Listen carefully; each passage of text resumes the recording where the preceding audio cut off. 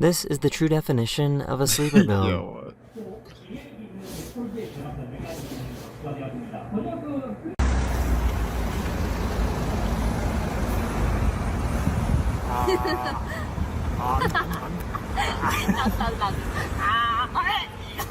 This is absolutely diabolical. I'll do it again.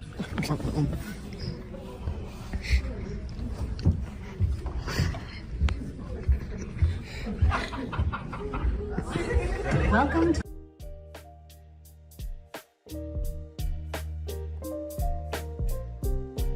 This cat tried out cold water for the very first time.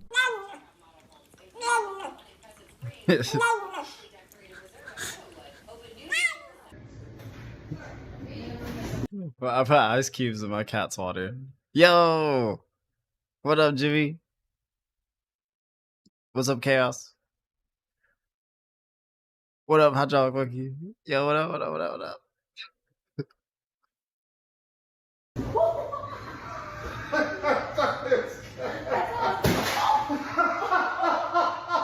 Yeah.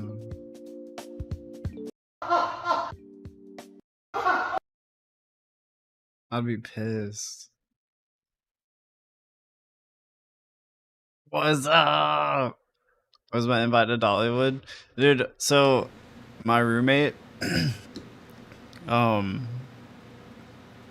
don't know, he found out about this thing where like if you work at Six Flags or Dollywood, you can get in for free by using like a pay stub thing. So I guess he knows someone that works it somewhere because he got a pay stub and then like photoshopped it for everyone. It was so funny.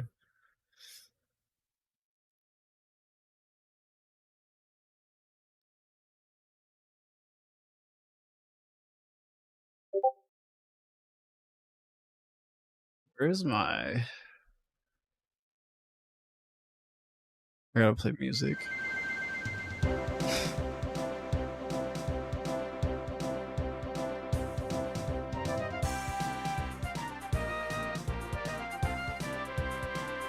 Alright. Intense Slayer moment. Oh, I gotta reply.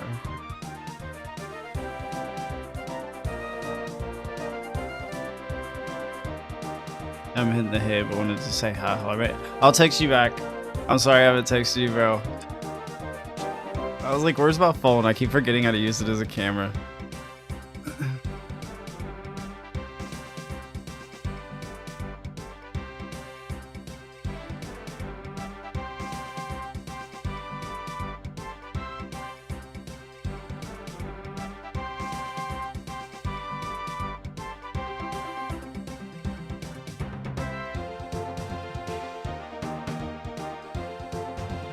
There we go. Okay. I got that back.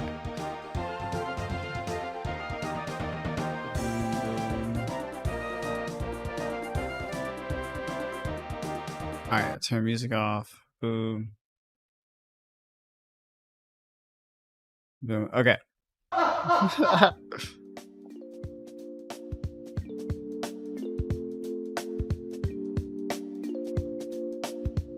This is what happens when a drummer... Is it because it's slanted? This is what happens when a...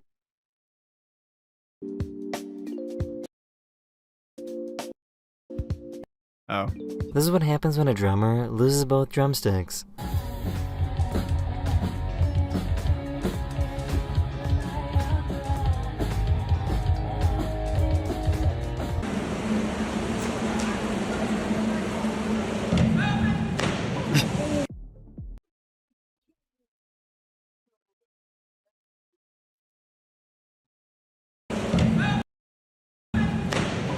Oh, I made it big. Wait, hold on. I look like it hurts so bad.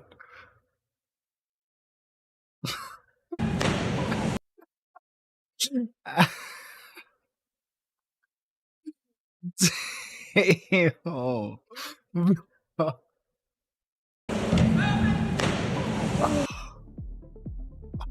Even someone in the video said, "Oh." That was crazy. That would hurt. Anyway, what's up, Dark? We're watching a Daily Dose of Internet. I'm sorry, I'm gonna do it one more time.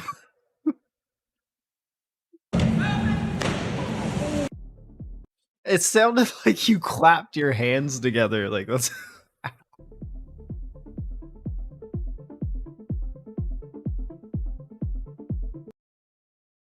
What the fuck? Sorry, hold on. I gotta turn down. I think my mic's peaking, so I'm gonna turn this down just a little bit. Oh.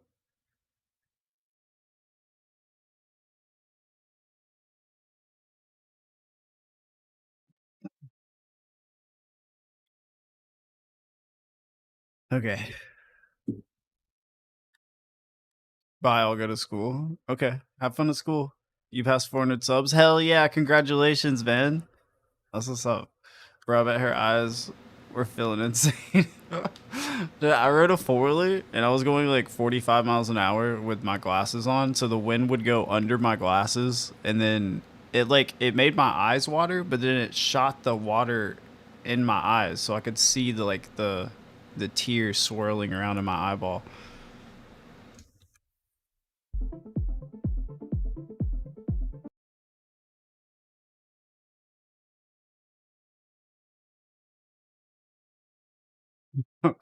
Could you imagine if that would have hit their head? That would hurt so bad. The snow leopard didn't realize that they put in a new security camera.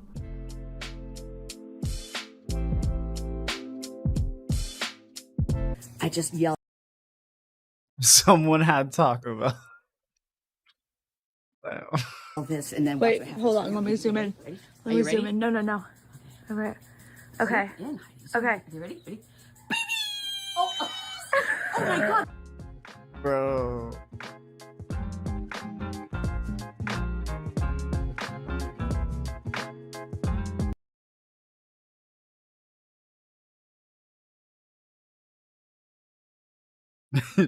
He didn't even make it look like he did anything. It says a noodle. I wonder if they stuck that noodle there. And he's just like, bro. This poor hamster is addicted to his phone.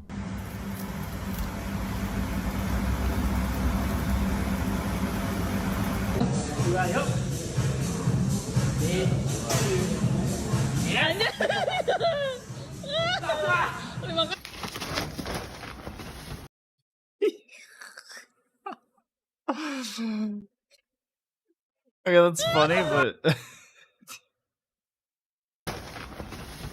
is that? These astronauts wanted to hold their own Olympics in space.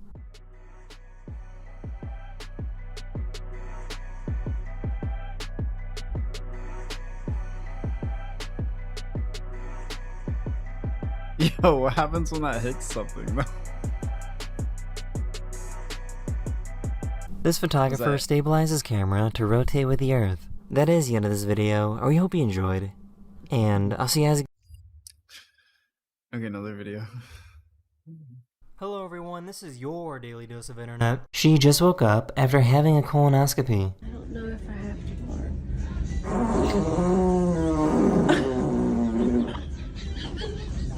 Bro, what?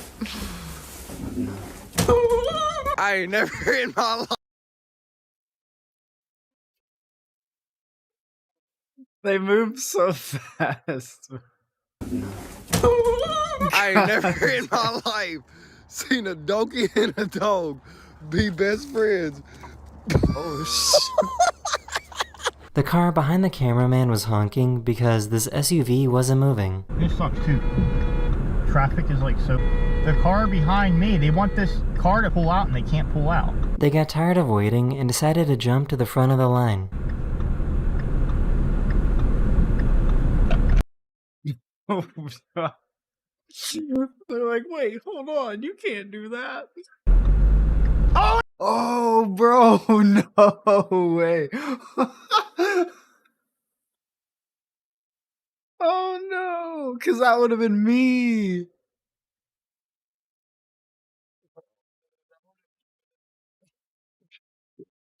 And it was a cop!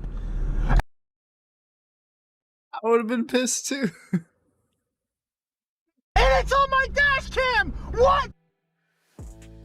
Like, dude, bro had enough time to pull around a car and the cop car. Hold on. Dude, bro had enough time to pull around. Or was he just? Oh, okay. Never.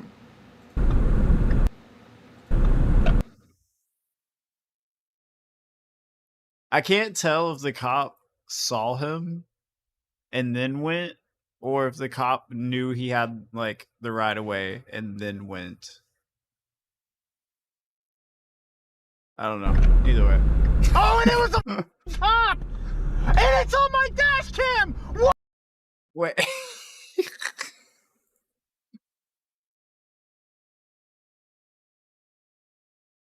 Okay, sorry. Now I understand. There's a lane. Then why does it say yield? If there's a lane. I don't know. I don't know who's at fault. I mean, obviously he's at fault, but I don't know who I agree with. Oh, and it was a cop! And it's on my dash cam! What?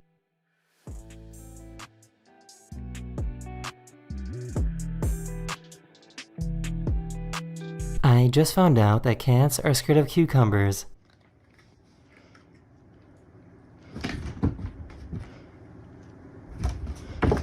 Dang. Bring your butt here.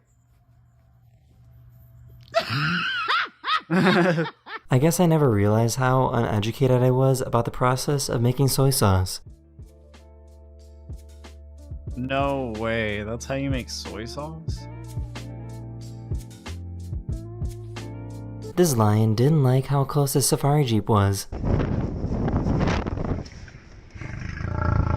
Yeah.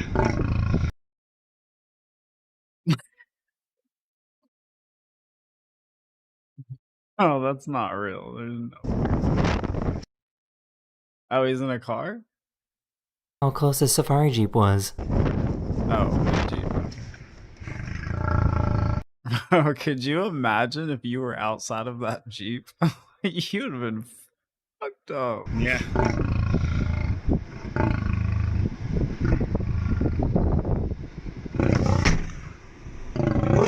Oh shit, bro! Hell no!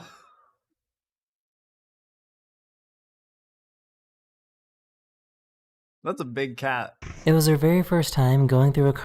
It was her very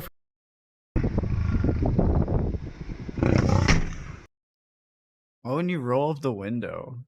He's like, get the fuck out of here! Blah.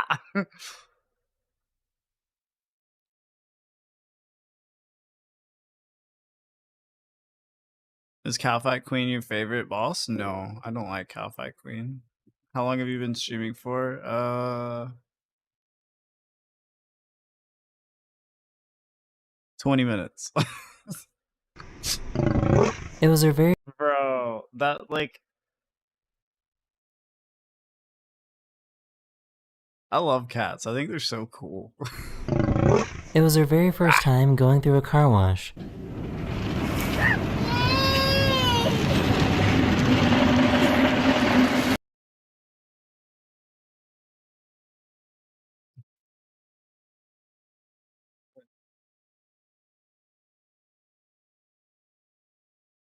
Wait, John, are you my roommate, John?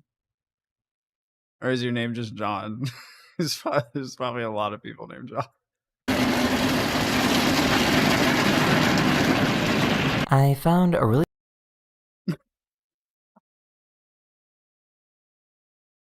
Sorry, I didn't see that. That's funny.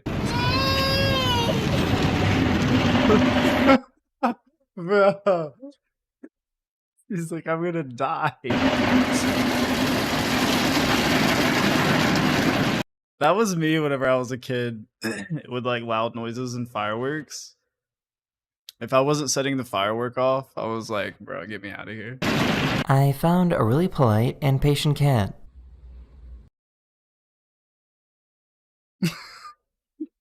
There's no way they didn't set their cat like that, bro. There's no way. No, I just saw your stream a while ago, and it was great content. And wanting to catch another. Oh, thank you so much. Yeah, I haven't streamed in like over a week, but I'm gonna stream every day now. And of course, his entire feed is just monkeys. The new way of scrolling TikTok, where you just use your bottom lip. Oh, I can't do it because my phone's the camera, but I would do it. This artist can make 3 drawings at the same time.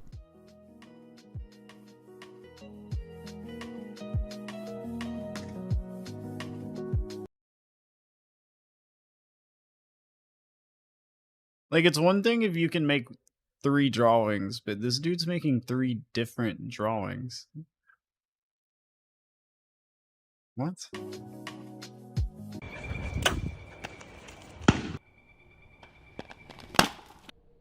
Yo, I could do that with a rock. Like, bet I could do that with a rock. The new US pop- mail I'd trucks even are pop- really I would even pop the balloon. goofy for some reason.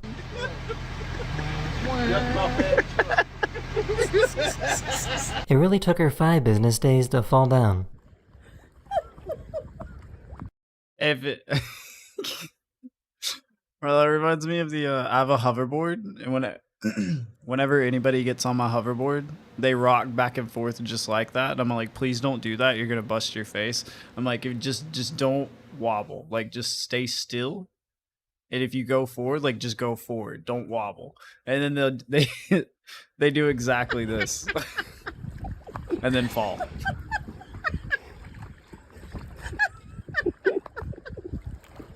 Yep. Yo, okay, exactly. You get like the major wobbles, and then you even it out, and you think you're good, and then you fall. Think you're good? Boom.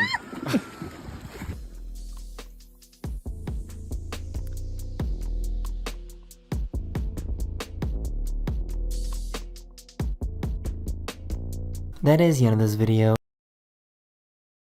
Is that a... I think that's one of those like one wheel things. Those things are expensive. They're like $1,000. That is the end of this video. We hope you enjoyed. And I'll see you guys again very, very soon. Later.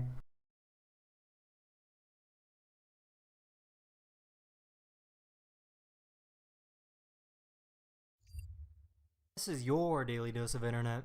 Yeah, of course.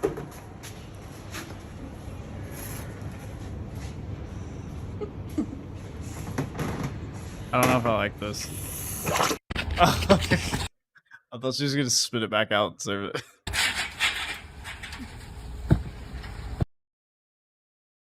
Dang, bro's in the Matrix. Like, Birthday to you. Why you keep looking at me, fam? Blow out your candle.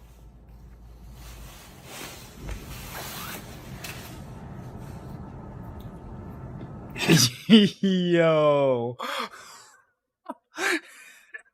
Hell no. I would freak out if my kid did that, bro. Like, look at that face. I don't blow out candles.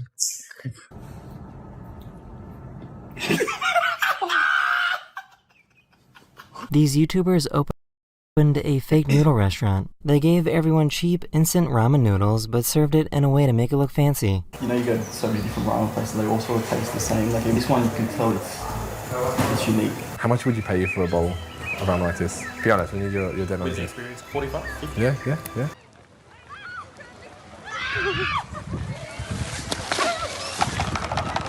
Oh, bro, no. That lady's face.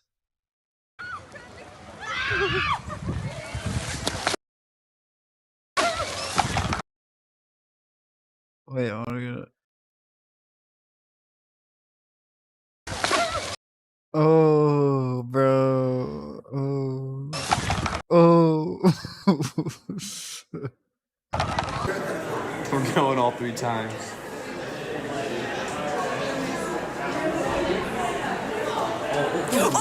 This kid pretended to be a mannequin in a clothing store. Because this is about more than business. The industrial grade products you need.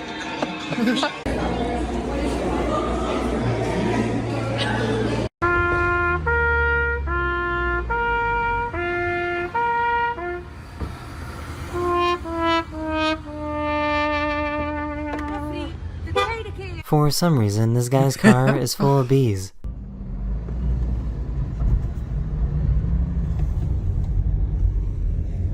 Hell no.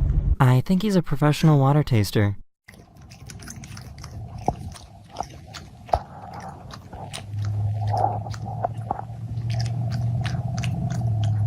This poor donkey. I love cats so much. What the fuck? It was like he got high and discovered water. This poor donkey was self-conscious about how he looked on camera. What you see in the mirror is just your perception, okay? It doesn't have to be like that. Other people see you differently. Don't take it to heart. And also, the camera adds £10, apparently. A fan was doing a unique dance, so the entire arena decided to join in.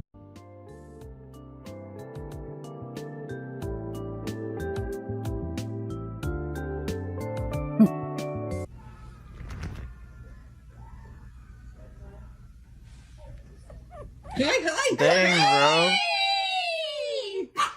A wild coyote found some dog toys. Dang, bro. He's standing on him. A wild coyote found some dog toys in the backyard. What? A donkey escaped from a farm and decided to join an elk family. I just bumped these elk. That's so cool. And there's a donkey with them. That is the end of this video. I really hope you enjoyed. And I'll see you guys again very, very soon. Later. That train shot was cool. And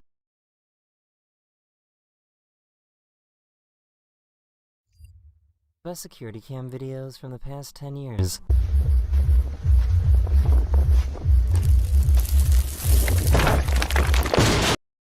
Bro.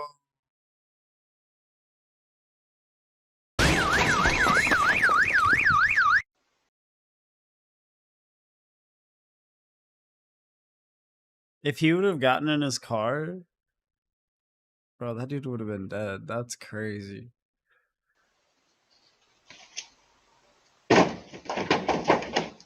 I saw this one before, but like, dude, he dented the truck. The cat runs after him.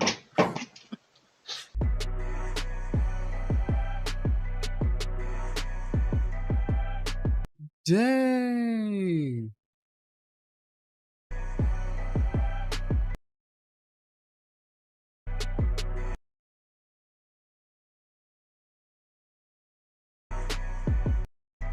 Dang, that car literally slid into them. Sorry, I want to see it one more time. Oh, no one got hurt. That's good. Her son might have saved her life.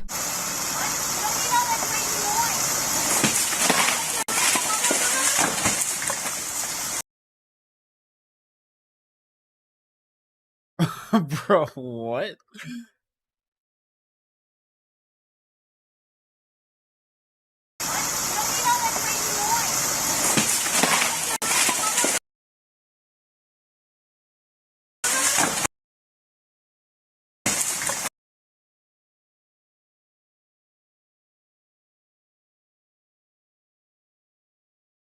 These are crazy. Oh my god! Holy. This driver was a little too excited to leave the car wash.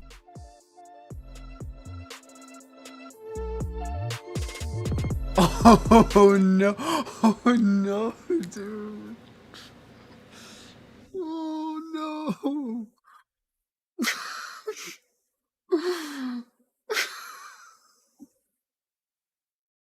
Driver was a little too excited to leave the car wash.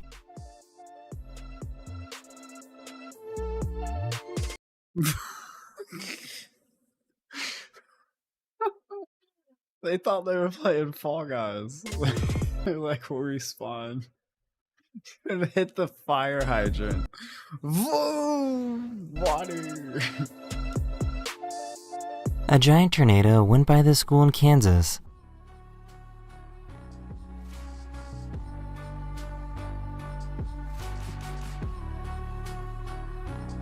Wow.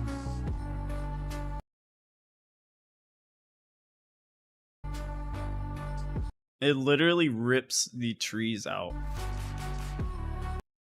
There's the first tree's right there. There goes the second tree. Oh, and those trees too. That's crazy.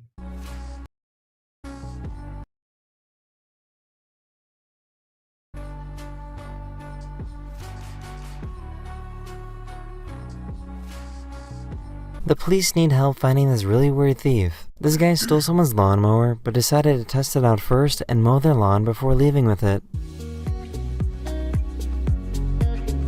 Well, I mean, shoot, he was probably like, yeah, so this guy never uses his lawnmower. I'll just go over there and, you know, I'll cut his lawn, but I'll take it.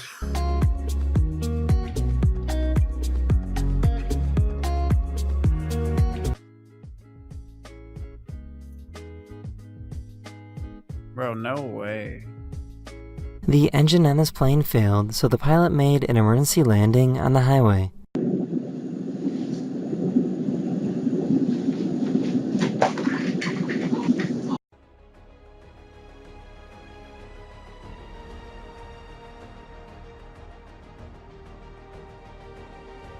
This bear got scared of a little tiny dog. Yeah, the funny thing is the little tiny dog ran after the bear.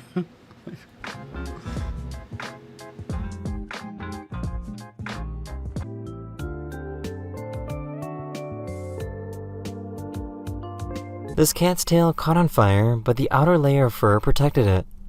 No. But put it out. What? The dog was like, yo. Did that just happen?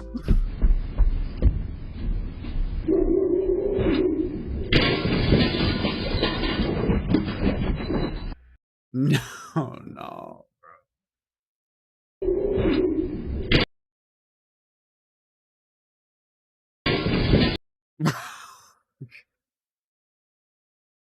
Hell no. That's a big ass dog.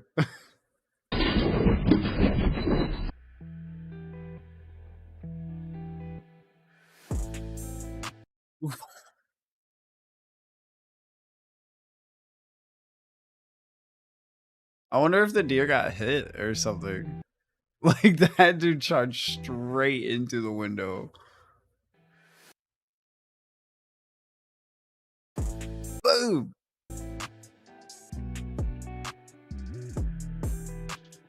Oh.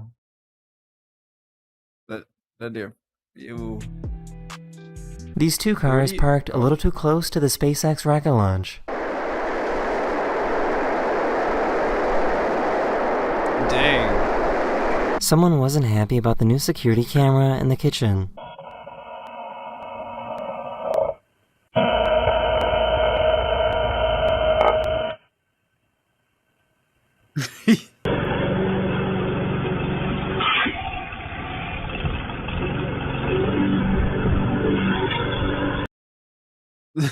Dang, that sucks. Hey,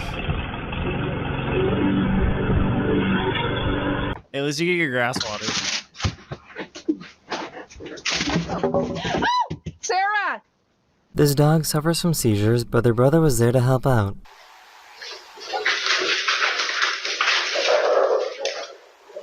Aww. Yo, that's the cutest thing ever. He's like, it's okay, buddy.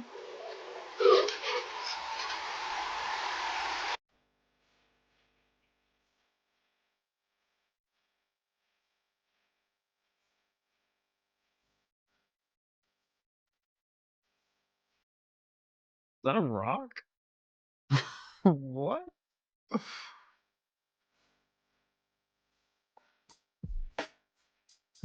That's crazy. Whoa. This person chose the wrong object to use as a step stool.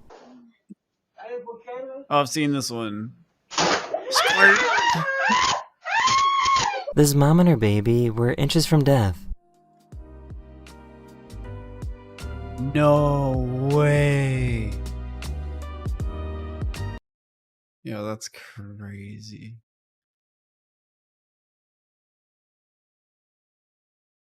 Baby were inches from death.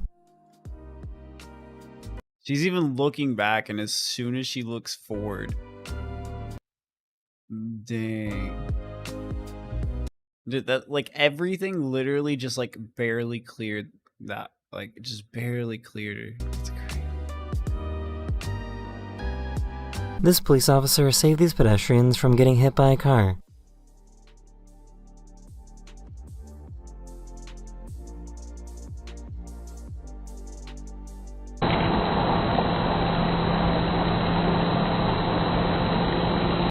Alright, man, see you, Chaos. Hope the stream goes well, man. Thanks for stopping by and talking and stuff.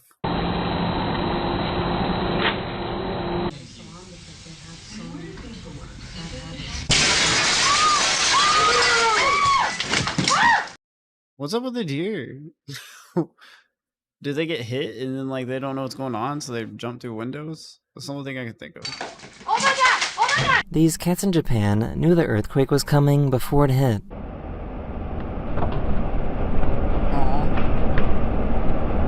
They're like, bro.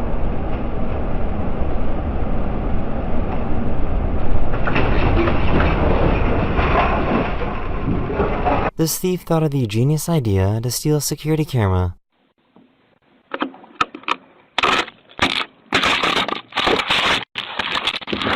This poor guy got smacked by some snow.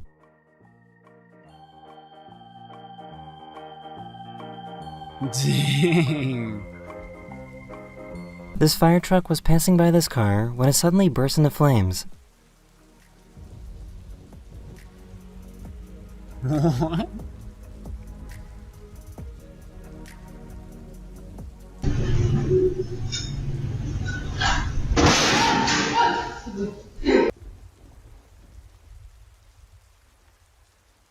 Like, this stuff. This stuff is just insane. Like, it literally just narrowly missed. That's crazy.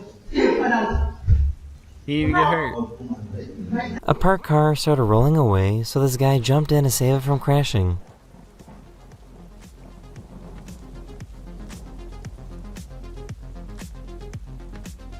No way, dude.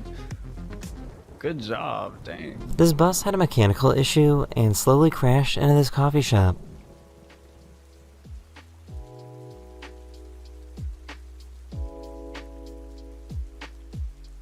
That sucks. He spent 45 minutes traveling through the snow just to learn that his favorite restaurant was closed because of the heavy snow.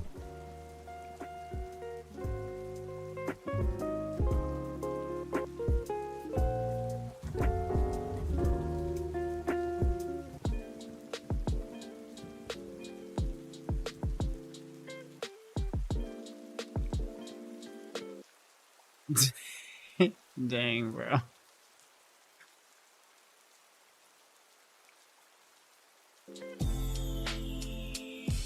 Kitty. Oh. Kitty went This is flying. proof that not even bright sunny days in Florida are safe.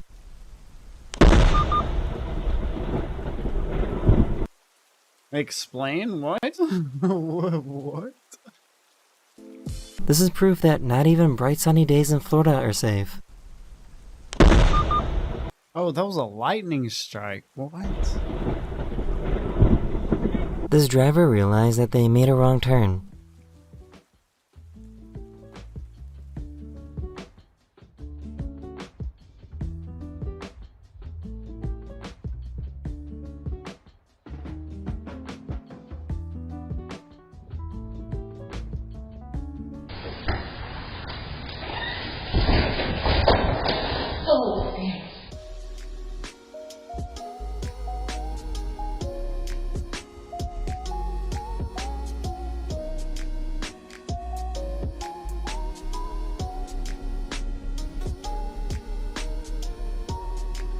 A burglar was stealing this bike, but had to stop and pet the family dog first.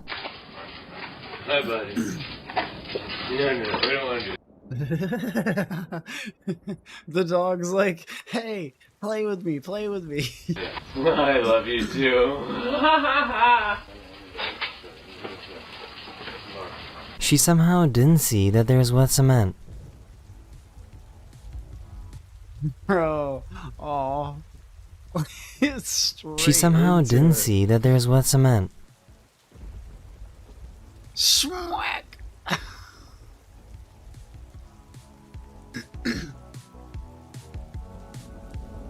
This guy got a tattoo and immediately passed out. Thanks for the tattoo, bro. Alright. Oh, that was so close. He just got saved. Bro, that's like, that would have been 7 face surgeries. Oh. Luckily, the artist was able to catch him before he got hurt.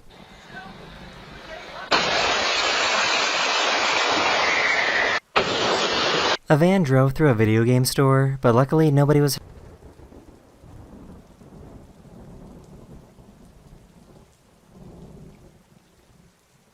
It was like he can't talk through his nose. It's like he's talking like this. It's hurt.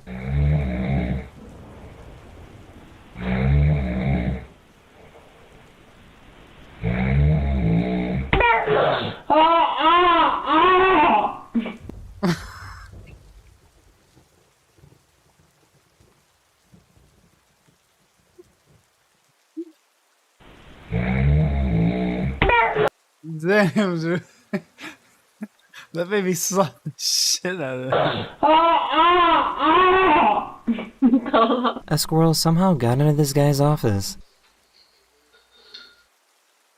A squirrel somehow got into this guy's office. See?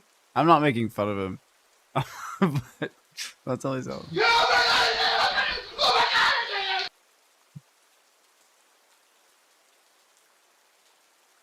Bro, it's a squirrel. He's like speaking in tongues at him.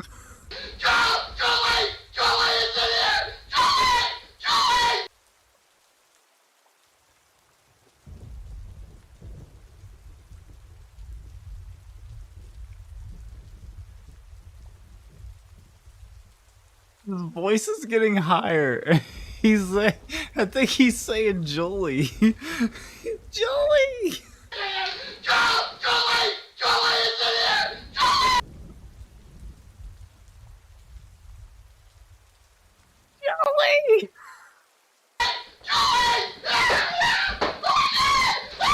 Who knew that working at a brewery could be so dangerous?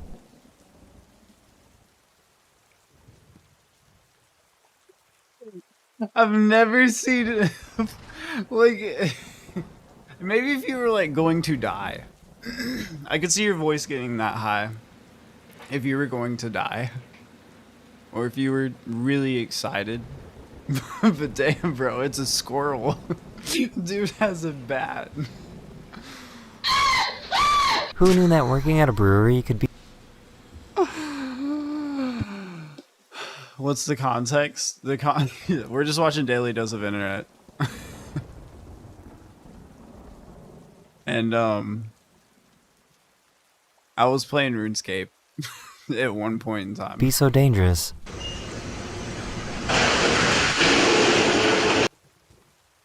Dang, bro.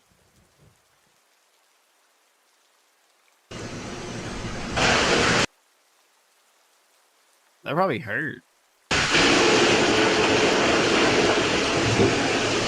For some reason, a sinkhole randomly opened up in the middle of a field.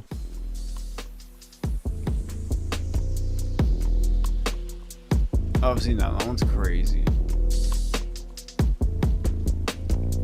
A thief in New Zealand was about to leave the store when an off-duty police officer showed up.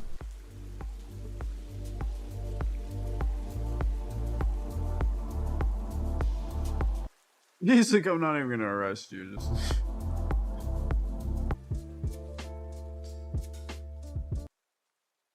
You're aerial fishing in old school RuneScape, saw your streams. That's what's up, man? Less than propane. What's up, bro?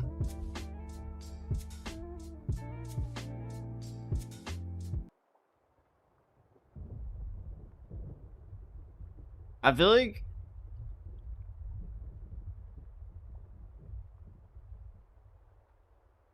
like you have, like, whenever you're planning this out, you have to think like, oh, you know, the person that's selling me this jewelry is probably not stupid.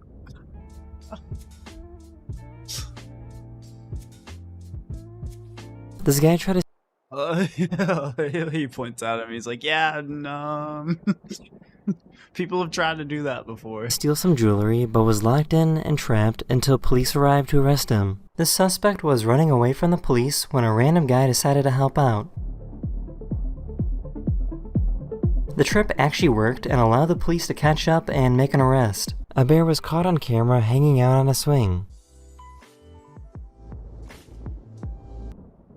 Hope the night is well to you. Hope it is to you, man. Hope it is to you too. Thank you. That's the end of this video. If you enjoyed this video, please let me know.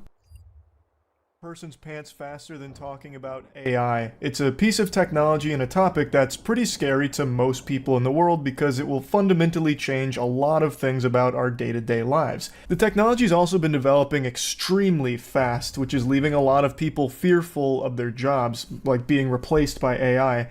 Corporate greed is at an all-time high, and my nuts are at an all-time low since turning 30. It's a recipe for disaster out here. So the thing is, as these companies look to try and squeeze even more pennies out of their bottom line, and AI has become an extremely appealing option for these companies because then they don't have to pay as many employees. They can get the job done through AI, so they've invested an unreal amount of resources into developing AI tools. It's very scary. And today I want to talk about what everyone's kind of been talking about, Grok, which is Twitter's AI. It's now doing image generation, and people have noticed that this shit's going insano style. There's not any real limitations on it. With other AI generative tools, they have certain guardrails on it. It's like bowling with the bumpers on. They lead you down a certain path and you can't really deviate from it, so they won't do like some IP things. It won't do like violence or nudity and shit like that. There are these safeguards in place to prevent some like bad actors doing nefarious shit with it. But Grok just says, hey, here's the keys to the kingdom. Get out there, champ. Like, show us what you got. At least that's how it appears to be. So people have been able to generate all kinds of images that other tools just won't let you do. Some viral examples include Donald Trump in one of the planes during 9/11 with like an AK-47 or something. Kamala Harris pregnant with Donald Trump's baby and he's like rubbing her tummy. Elon Musk making out with all types of dudes. Like, do I have a fire cape? I do have a fire cape. There's an infinite amount of examples. Mickey Mouse being another big one because Disney, they got the nipple clamps on Mickey Mouse. Like most other AI tools, you'd have to really try pretty hard to get something to spit out Mickey Mouse. You used to kind of have to tiptoe around the subject to get something that goes against the AI's rules to trick it into doing that. With Grok, you can just type in the name and it'll get you fed right away. It'll put that on your plate for you to consume. So you just directly type in Mickey Mouse or Taylor. He wanted to look pretty. I don't know. Swift or something, and it gives it to you. It just feeds it to you. Honestly, it could be like he wore sunglasses. Because I see what you mean. Like, like right there and right there. But that might just be like tan, and then his camera makes it look like that or something. So I wanted to test it myself just to see if all of these claims were accurate or if people... Because his eyes are really dark compared to the rest of his face. So it was like right there. have found a way to trick it. His beard, there's just like a spot. Does mine do that?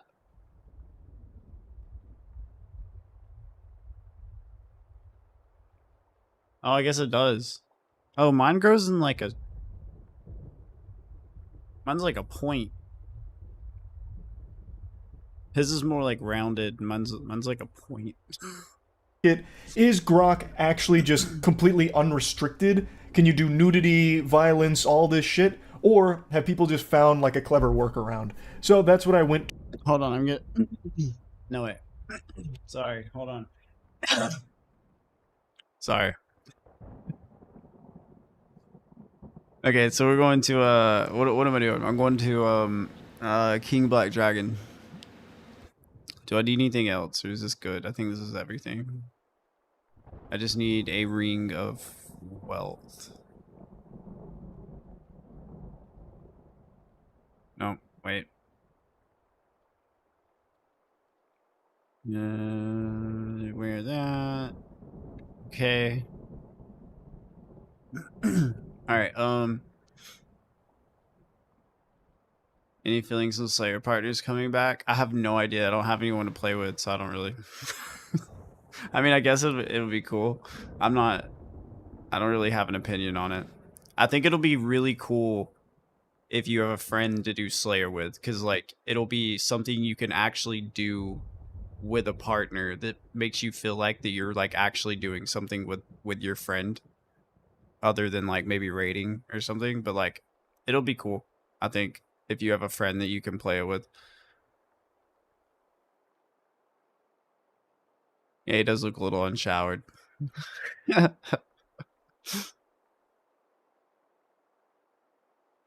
Did you? I think he plays basketball like every day. Like he has his house, right? And then like beside his house, he has like a massive like bro area, like a bro house where all their offices and like recording place and everything is. To investigate today. We're here with Grok. So oh wait, what I was saying about that. Oh yeah, he plays basketball every day over there, I think. I heard that there's no limitations to it. Like with most AI tools, there's like certain things you can't do, like you...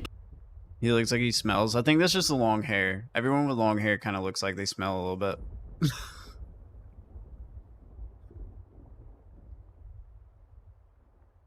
Can you reinvigorate my spirits for pet hunting? I have one pet. 100 solo Timbros games take something out of a person. I feel you on that one. Let me show you. Where is it? Search. Pets. Alright, yeah, see, like I have these skills, and then I have like that one pet. Even though I really like this pet, because now he is the color of a soul rune, I still only have one pet. Can't do. The guy next to him, I forgot his name. That's his friend. Mickey Mouse, Taylor Swift, like all the big stuff. Right, like IP, that kind of stuff. That's the word I was looking for. Yeah, and also it's just like you can do violence. There's pictures of Trump coming out, flying a plane into the Twin Towers, like crazy unhinged shit coming out of it. So let's see how easy it is to do that. Yeah, I'm so excited for all of this to get posted. We're just sitting there spamming images and just post them one after the other. I'm really hoping that doesn't happen, but I guess we'll see. So I'm at the Grok 2 mini beta. Yep. And let's ask it something. What do you guys want? What do you want to ask it? I think let's start light. Let's do Mickey Mouse. Mickey Mouse and Taylor Swift. Yep. Kissing. Ooh, nursing. Oh, baby Luigi. Oh, we're getting all right. Get all of them. Piss off Nintendo, Taylor Swift, and Disney, the big three. Yeah, let's try it. I thought that tweeted it for a second. That would be insane. Where's Taylor Swift? Where's Taylor Swift? Wait. Can you like reprompt like add Taylor Swift or something? Well, it did Mickey Mouse and Luigi. That's cool. But yeah, it was supposed to be a baby Luigi. Yeah, is that a baby Taylor Swift? Did you have to use punctuation? That is a really high quality. That's a good image. That is a good image. So, one thing I want to make clear, and I've done no research, so I'm just going to go off of the few things I read, was that some people were like, Elon made such an amazing thing. This is apparently just running off of Flux. Yeah. Oh, is it? So they didn't develop anything. They've just partnered or whatever with Flux. Oh, okay. Which is, I've seen a lot of people be like, Flux is like the new standard of whatever it is. That makes sense then. I forgot what I'm supposed to pray at King Black Dragon. Is it magic? I like that we're really down the Taylor Swift. I really can't remember. Is it? No, it's melee because I'm standing close, right? I don't even. Rabbit hole. I'm gonna switch it up. She's like when AI generative tools started popping off. That was the big people one. were doing like Taylor Swift getting spit roasted at a Chiefs game type shit. Yeah, that's where all the trouble came and from. Then So let's go very light. Who was your childhood crush? Jennifer Love Hewitt. All right, moist critical. Do you think it can use you? I hope not. Moist critical. I think there's a 0% chance it can. Hugging. Current? That's where it draws the line. We'll do Taylor Swift, but not Charlie. Yeah, no. Oh no, I've broken Grok. This is how you stop it. You are the chosen one. Can you imagine every prompt ever work? Like I put in my name and it works, but it's just. Well, try just putting his name in, like moist critical, smiling really big. Well, it's still working. It's still cooking. It's very hard. It's thinking. Yeah, that's supposed to be a tough one. Yeah, it's like Jennifer Love Hewitt would never do that. We can't even fathom why we would generate this. Come on. You know what's crazy though? I have your Twitter on here, so we can do two at once. Oh, true. Wait, that's right. We can crank through these. Yeah, I'm gonna just go to the next one. Let's do. Imagine Matt tries to use it and says, "Stop abusing Grok." Winnie the Pooh naked. That's perfect. Winnie the Pooh naked. And I did Spider-Man getting breastfed. Oh, I thought that picture was Spider-Man getting. No, that breastfed. was a new like, muscle. that was the new muscle. All right, Winnie the Pooh naked. Don't forget to screenshot stuff you guys are looking at. The timeless question of Winnie the Pooh's wardrobe or lack thereof. Here's the. Okay, now see if you can add a new prompt to make it do what you want to do, make her naked, or make make the boob in his mouth or something like that. I'll do that. Make boob in her mouth. How did you get it to switch to a picture? I don't know. Picture of Winnie the Pooh naked. Let's see if this continues. That we're gonna be on a list. Bro, something went wrong. I'll just say it again. Make boob in her mouth. I generated an image. Oh, I see what went wrong. It just straight up gave me Winnie the Pooh. Yeah, he's not naked, but I see what I did and what went awry. I put make boob in her mouth. I meant his mouth. How's she gonna put her own boob in there? Picture of Winnie the Pooh. Be ridiculous. Picture of Winnie the Pooh with boobs. Nice. Let's see. And then make them naked. Yeah. It just made him fat. No. Give him boobs. So maybe breasts. Yeah, try breasts. Maybe breasts. Nudity is the line. I really hope. Can you imagine somebody's watching you tweet going, "No, give him breasts." make boob in mouth. You could tell there were almost breasts down there. Yeah, kinda. Make boob in mouth. Yeah, it's not working. This is not working how I wanted. Winnie the Pooh. You just want to see maybe just how abstract it can get to. Blowing up a building. Oh, we're getting there. So it started with him blowing it up with like a little magic wand. Oh. So I said, make him use bombs. And now he's got a little cannon. Oh, you're getting there. You're definitely getting some. Make him more evil. Charlie, try Osama bin Laden magic card. Oh, wait. Oh! That's cool. That's pretty sick. That's like a Clash of Clans. I like that. Cool. Do you have any cool Grok generations you want to see done, Chase? because they're not working at all. They're not. You can't give Winnie the Pooh boobs. You can't give Spider-Man boobs. Breasts. I tried Osama bin Laden Magic the Gathering card. It's just Osama bin Laden. It's like they Say, now make him a Magic the Gathering card. Let's see. We got to really force it through. Okay? See, it won't give him breasts. I don't understand. That's so weird. Give him She-Hulk's It just keeps giving me Osama bin Laden. breasts. I mean, maybe it can pull from another. Oh, there you go. You've reached your image generation usage limit. Oh.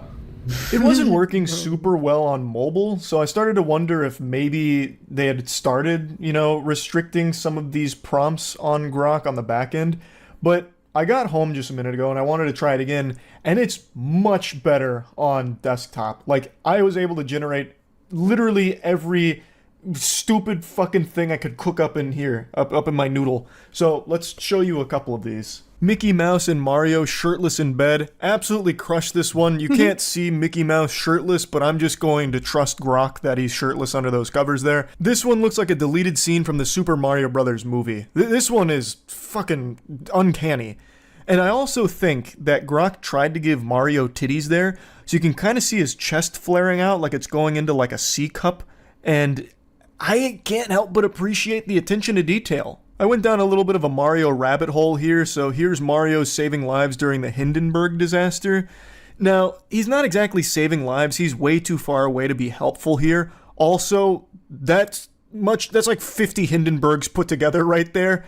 I don't know what Grok thinks the Hindenburg was, but this shit looks like something out of BioShock Infinite. But yeah, I didn't have to use any tricks or tactics to get around any, safeguards. I just said Mario and Hindenburg disaster. And as I understand it, most AI tools won't generate from like actual tragedies or anything, and it usually won't generate IPs, especially not from fucking Nintendo. Nintendo would sue an 8-year-old if he wanted to have like a Spider-Man themed birthday. I couldn't help myself, so I had to test the waters to see if it could do a classic Mario Goatsy, which clearly didn't work, which was disappointing, so I tried to be a little more specific with Mario showing his butt, and it spit this out, and it's not wrong, like he is showing his derriere here, like he is still showing his cheeks, but I was expecting more in line with a traditional Goatsy, so I tried to spell it out for Grok a little bit better. Now, some users have reported being able to generate nude images through Grok, but when I would try and type in like Mario naked or anything like that, I didn't get anything back. So I don't know how people are generating images that are nudity with Grok, but I got the next best thing. This looks like something you would have accidentally downloaded on LimeWire 20 years ago.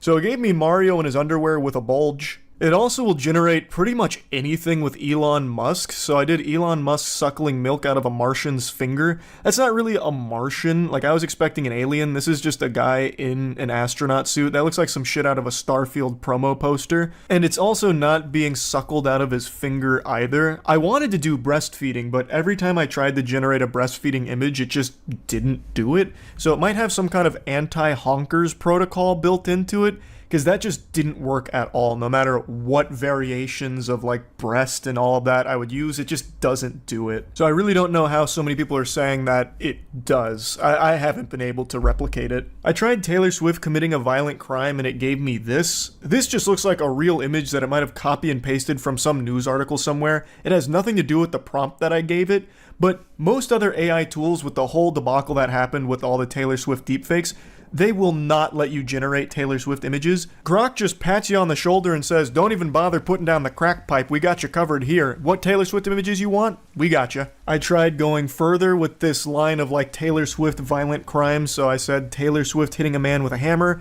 Once again, did not give me what I asked for, but this time it's Taylor Swift with a hammer in mud? For some reason, I don't really understand it, but she's knee-deep in some mud, and she's got, like, the fucking mallet from Super Smash Brothers, really. It's not even, like, a hammer that I was expecting it to try and put out there. I was thinking just, like, a normal, carpenter's hammer. I then tried to just paint a whole scene here, so Taylor Swift caving in a man's skull with a hammer, blood everywhere. And this one's closer to what I was asking for. It has some kind of, like, sci-fi element to it, some paranormal going on here with, like, the skull floating and dripping blood. But there's blood everywhere, she does have a hammer, and there is a skull. So it's definitely closer. It really seems like when generating Taylor Swift images through Grok, it always tries to make like an album cover or something. I then tried to generate Bill Gates related images, so this one's Bill Gates dealing drugs on the street with white powder around his nose. It's not even really close at all to what I tried to have it generate. They made him look like Larry the Lobster in that episode where he's the lifeguard putting the sunscreen on his nose. Like, that's not even white powder or anything. He's also not dealing drugs. That was the last image I was allowed to generate. It only gives you a certain amount of images for your account unless you're like a premium plus subscriber or something. I actually don't even really know for sure. But those are all the images I was able to generate. Overall, it doesn't seem like IPs or anything are off limit. Like, you can generate anything, but it does seem to have some level of safety built in when it comes to nudity. Like, I wasn't able to generate anything at all that was nude, but I could generate violent stuff, like the Taylor Swift thing with blood, like, and also I did, like, some World War II photos, and, of course, like, the Hindenburg thing, so you can also generate based on, like, real-world stuff. So it definitely does have less restrictions than most other AI image generation tools out there, which is why you're seeing so much unhinged shit right now. But yeah, I just wanted to test it for myself. I've also already seen a lot of people falling victim to fake images that are being pushed as true. There's people that are generating things with Grok and then like writing articles around it, and it's all based on actually nothing except AI generated images that they prompted. And people are just fully buying into it because they're seeing pictures associated with it, and some of the AI images do look convincing and real enough if you don't pay close attention to it. So yeah, it's getting weird out there now. That's really about it. So yeah. Addicted to the wacky stories Inside Edition covers, and I've got a spicy one for you that's fresh off the press. This bun is straight from the oven. It is brand spankin' new. It's about a Secret Service agent who allegedly breaks into a hair salon to use the bathroom and then leaves everything unlocked with an alarm blaring, which summons 2 more authorities to go in there and just kind of hang out and take some mints before leaving. It is a baffling story, and I use the word allegedly here, even though there's security camera footage that show her going up to the door, putting tape over the camera, and then going into the facility. The only thing that's alleged at this point is whether or not she left a floater or just took a pee. And controversy over what happened at a hair salon near a Kamala Harris event in Massachusetts. A Secret Service agent can be seen on surveillance video covering up the camera. Then EMS workers were spotted inside eating mints from the salon and reportedly using the bathroom. But the question is, did someone break in? If you ask a tiny brain homunculus, the answer is a resounding yes. I feel like there's no other explanation here, because she is on camera grabbing a chair in order to boost herself up so she can tape over the security camera. Who does that if they have permission to use the facility to take a shit? That doesn't make any sense. And I couldn't help but giggle very hard when the other authorities show up and just start taking mints with the alarms blaring after the Secret Service agent busts in here. What else could possibly be the explanation for climbing up and covering the camera if she had permission? Oh, well, actually, she's a very shy pooper, and the frequency of the cameras interrupt her circadian rhythm, and it makes it hard for her to shit in public, so she did this in order to block all of the infrared 5G so she could, you know, take a dump in peace. Like, there's just nothing that makes sense. There's no explanation for why the Secret Service agent would climb and cover the camera if this was all by the book. Just a standard handshake agreement that you can go piss and shit in my toilet. That's a Secret Service agent on the porch of a beauty salon. The agent was part of a detail assigned to protect Kamala Harris when she appeared at a fundraising event in Pittsfield, Massachusetts 2 weeks ago. The salon was closed for the day. Now look, 2 minutes later, the agent returns and pulls a chair over. Then she climbs on top, tears off some tape, and covers the lens. The Secret Service as a whole has been in some boiling hot water recently. Their reputation is worse than chickenpox right now for obvious reasons, like the Trump assassination attempt. Then we had the former Secret Service director make an absolute fool of herself at the hearing, a complete embarrassment, which then led to her stepping down from her position because she overdosed on cringe. And now this. The hits just keep coming. Now that's what I call music volume 55. This shit is crazy. And I'm not even talking about what came out of her ass. So the Secret Service is trying to make the claim that they had permission to be there, or at least they were under the impression that they had permission to be there, which I'm just going to say is a bunch of barnacles. That's some fucking horseradish right there. Nobody would cover the camera if they weren't doing anything wrong. That doesn't make any sense. The beauty salon owner says when she opened her shop later that day, the lock on the door appeared to have been picked. And when she checked her interior surveillance camera, she found this shocking scene. The alarm going off and 2 uniformed women, one of them grabbing mints off the counter. A source tells Inside Edition that the women were not Secret Service, but apparently were among local first responders working with the Secret Service team. I love how the alarm is just blaring this entire time, and these 2 authorities show up, and you expect they'd be like trying to figure out what's going on, like, who's the burglar? Where are they at? The Hamburglar just came in here and caused mayhem and left a whole number 2 in the toilet. We gotta find the culprit. But instead, what they're doing is just taking some mints. I guess they were under the impression that the alarm was the mint alarm that was welcoming them in to just grab some mints. So, why did they enter the beauty shop? According to reports, to use the bathroom. But even if they're not Secret Service agents, some are still blaming the embattled agency. Secret Service agents broke in to that salon owner's place. A Secret Service spokesman tells Inside Edition the agency has reached out to the beauty salon owner. Our personnel would not enter or instruct our partners to enter a business without the owner's permission. Yes, of course. When I get permission to do something, I usually like to do it in the most suspicious fashion possible. So if I was invited to grab a necklace from a jewelry store in the display case, I would probably do that while wearing a ski mask and breaking the glass open with a big sledgehammer. What kind of fucking putrid drivel is coming out of their mouth with this? What do you mean?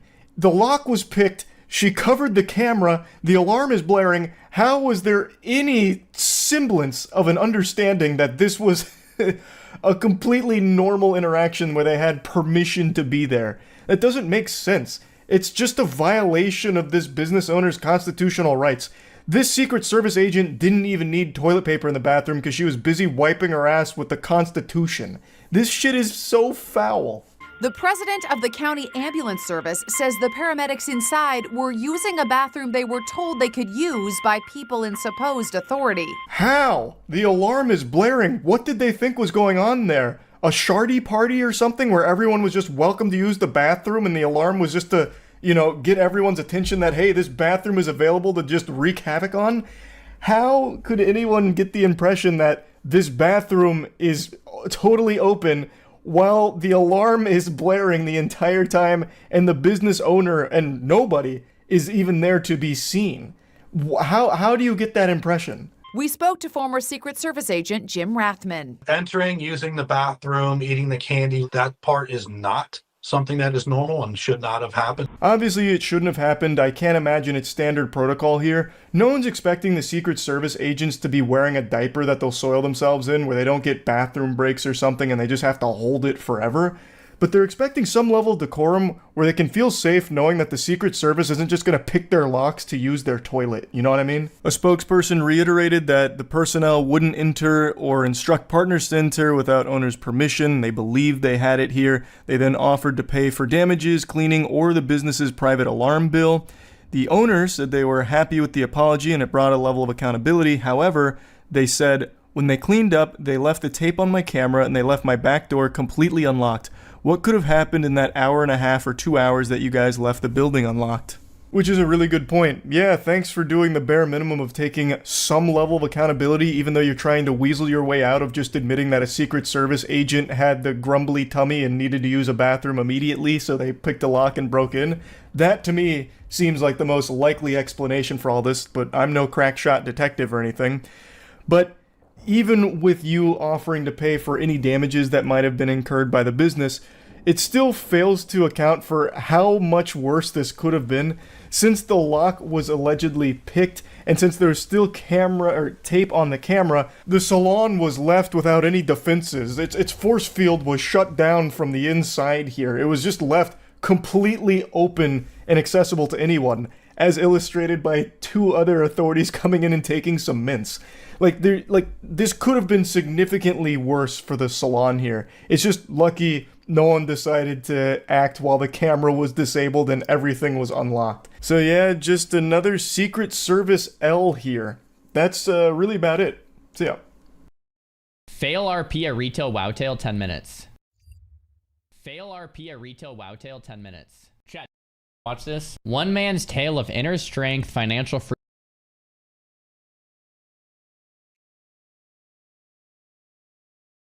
Good night, Colin. Freedom and friendship. Sounds pretty good. See a lot of notes. Oh, sorry. I thought that said good night. KVD and Charlie, pretty good night. Yeah, it is a pretty good night. But I feel like this kind of seems kind of good. It's 9 minutes. Let's give it a chance. It's fail RP. I think I'm rolling on Moonguard. So if that's what's happening, then let's check it out. So there I was, waiting for an LFR queue to pop while wondering which of the 2 tanks would inevitably rage quit the second any individual person dies. That's right, I was pugging. The wonderful world of me. Bro, for me, the tanks don't rage quit when someone dies. For me, this is what happens. I join a group, the tank is pulling really slow. I see they're struggling, so I help them out. I help the tank pull as a mage. I just start pulling everything because I can see that the tank is struggling, pulling, because he's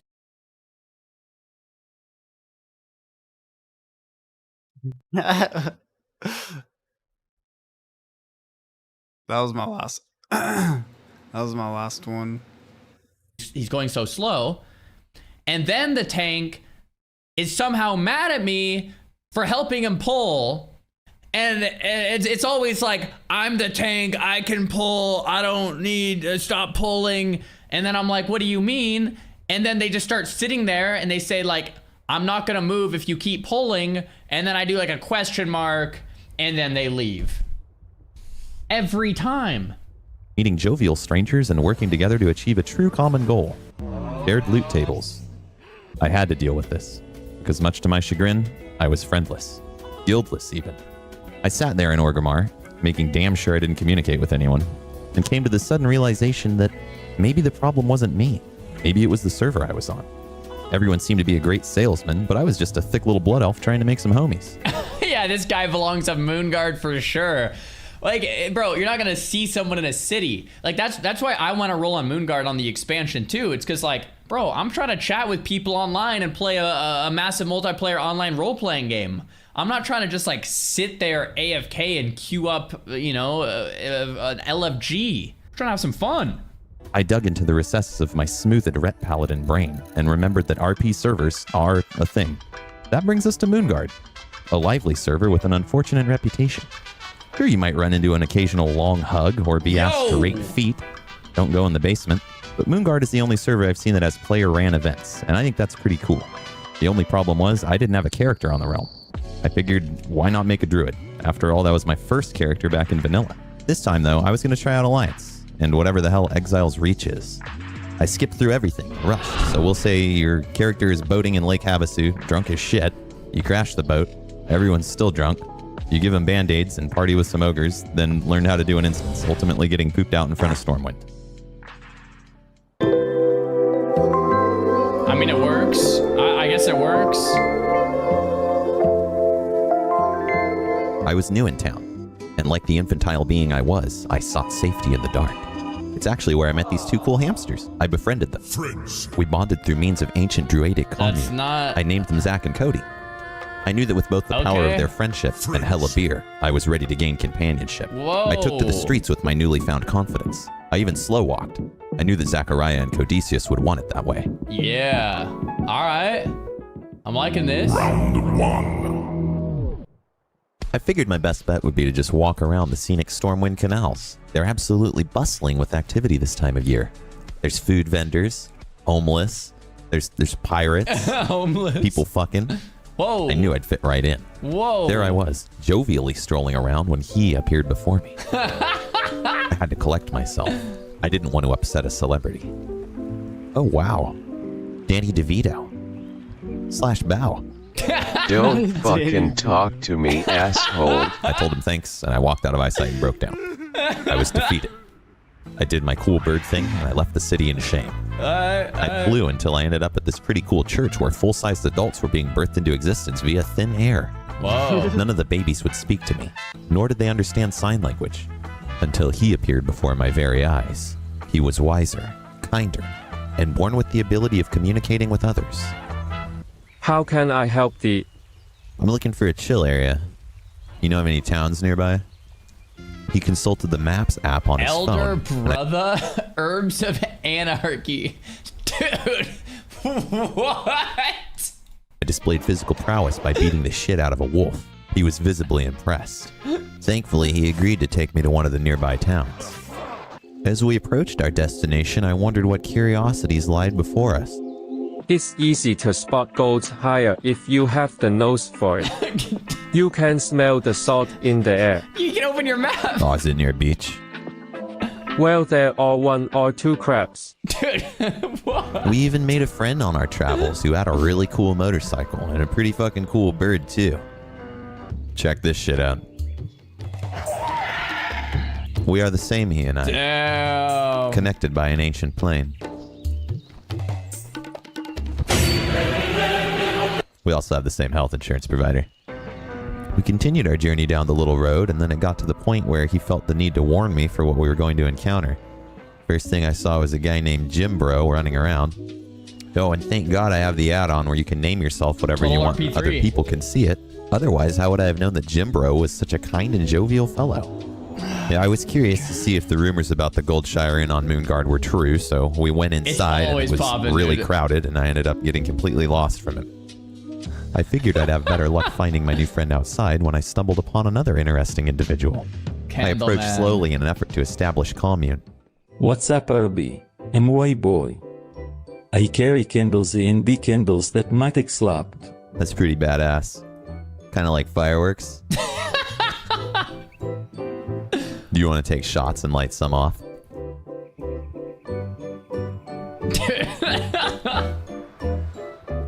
Oh, damn. He just keeps drinking. I'm going to blow up alone. I followed him from afar, maintaining a respectable distance. He went behind a little tent thing and he died. I wondered what could have led to Candleman's untimely demise. We had only just met. Could it have been Dan who was standing next to us looking menacing? It couldn't No, it have wasn't been, right? Dan. It wasn't Dan. Well, I didn't know, so I left. I was just being chillin' with a lively group of individuals when he appeared again. Candleman. I was so surprised to see him approach me from the mist. Candleman, we meet again. I invited him to the guild immediately. He accepted. It was resplendent. Wow, He spent the next several minutes displaying his worth to the guild, mainly by means of gender equality by jumping in another member. Our guild festivities had quickly become so rowdy that I hadn't realized we had been blocking one of the main roadways in Stormwind. Apparently the holiest paladins on Moonguard. Do people on Moonguard walk around each other instead of through each other? Like they're like, excuse me, and then like they'll like move.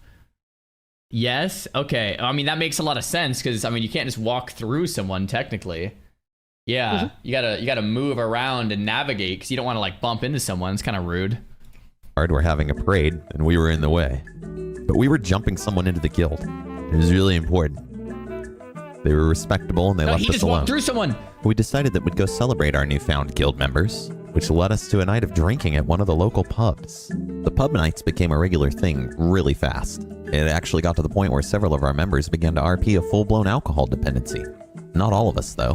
Take Chuggus here, a mythical being, perhaps even an old god. I don't know. I don't know the lore. When I met him, he was pounding beers in the cathedral, and I thought that was pretty cool. Others did not.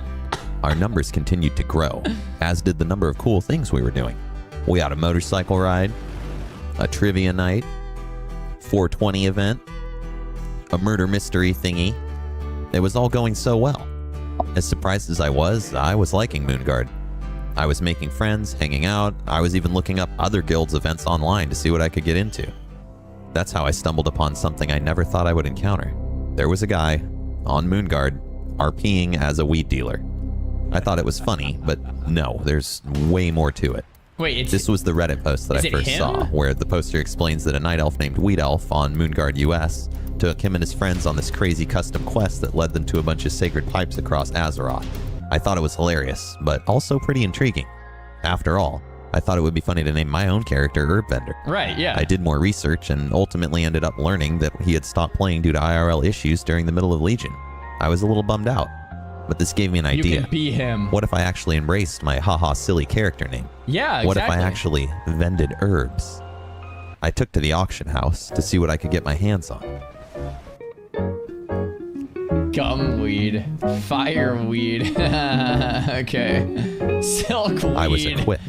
Dude. I had transcended the mortal night elf plane as well as unlocked the secret druid form of salesman. Having seen Wolf of Wall Street several times, I was ready to consume substances in-game and start making sales. I was legitimately surprised at how much gold I was making selling the weeds item. I mean, it's literally a grave from like fishing or something. Everyone was so enticed by my herbal delights. It wasn't until a few days into my new business venture that I learned why my wares were becoming so popular so quickly. People were thinking I was Weed Elf. This happened pretty frequently, so I developed the big brain strategy of waiting until after the sale to disclose, I'm not Weed Elf. No, I'm not that guy. The sales went on for a while, and boy did they go. I even made enough money to pay for the barbershop to surgically alter me into a dolphin. They have great hairstylists there. Okay. Business was definitely booming, but there was one thing that I didn't take into account. What if no one was actively listing the weeds item on the auction house, and I myself was slowly draining from a now dwindling finite stockpile? This didn't happen. What did happen was, for whatever reason, YouTube decided to push some of my videos, simultaneously alerting everyone on Moonguard that I was buying all of the weeds item on the auction house. No! Overnight, the price went from 5 silver apiece to about 5,000 gold apiece. No way. I knew this was a market in which I couldn't afford to stay afloat in. I figured I'd just focus on my new friends / guild. I'd been enjoying my time with them a lot, so why not forget about the now lost secret of gold making I'd obtained. We spent a few weeks doing some old content, gearing up, and having more of our infamous pub nights.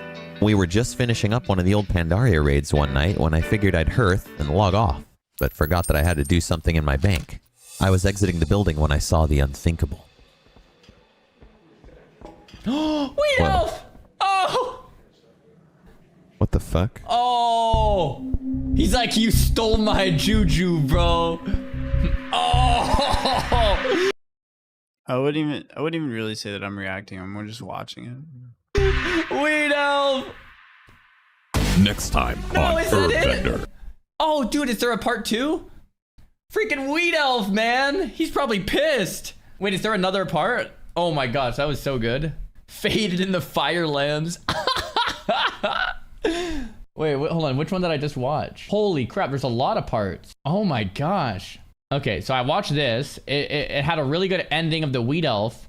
Herb Vendor Part 2. 21 minutes. There's 18 parts. You have got to be kidding me. Do it. Everyone wants it. All right. Faded in the Firelands is the most recent upload. Oh my gosh. So there I was. All right, you guys want the second part? Let's do it. Part 2. Last time on Herb Vendor. What is this intro, man? What is this intro, dude? Last time on Herb Vendor.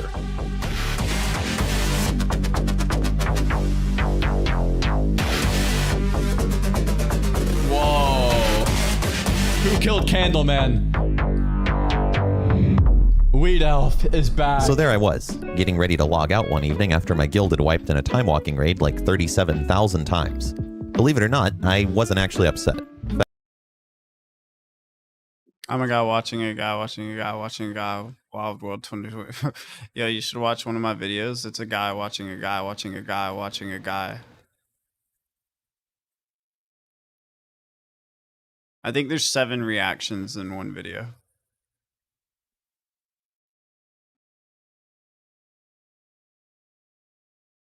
Wow. Yachting. Yeah, I don't know what Nightbot's doing either. Fact of the matter is, I like hearthing. It makes my character do cool stuff with his hands, and when he's done, I'm in a bar. Sure, sometimes there's a disturbance going on inside said bar, or you gotta walk around people doing it.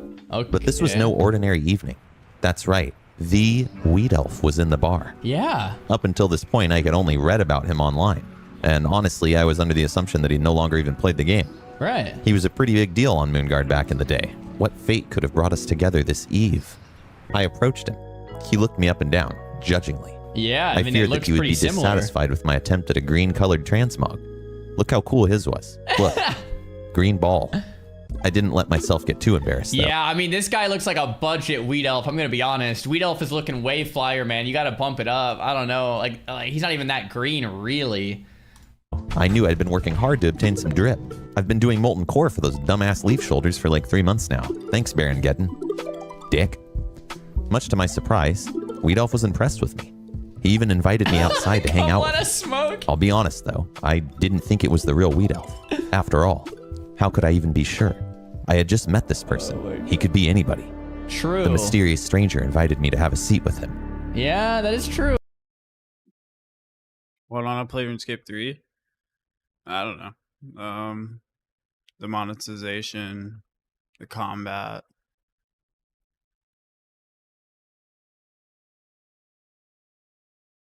I don't know.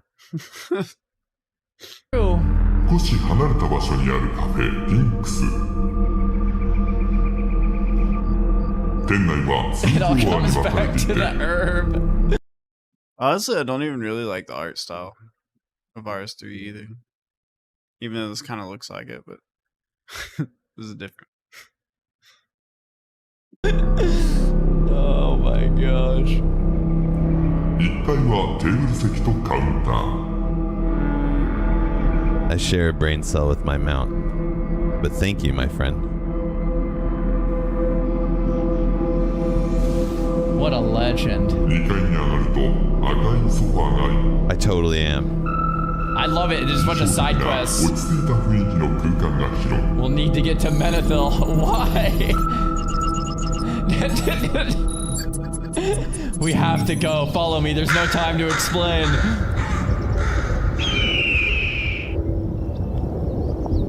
We kept flying until we made it to the wetlands.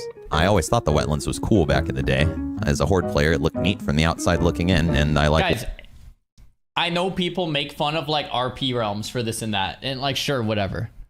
But you have to admit, like, going on random side quest journeys with random people online that you met are probably some of like the fondest memories in WoW as a kid.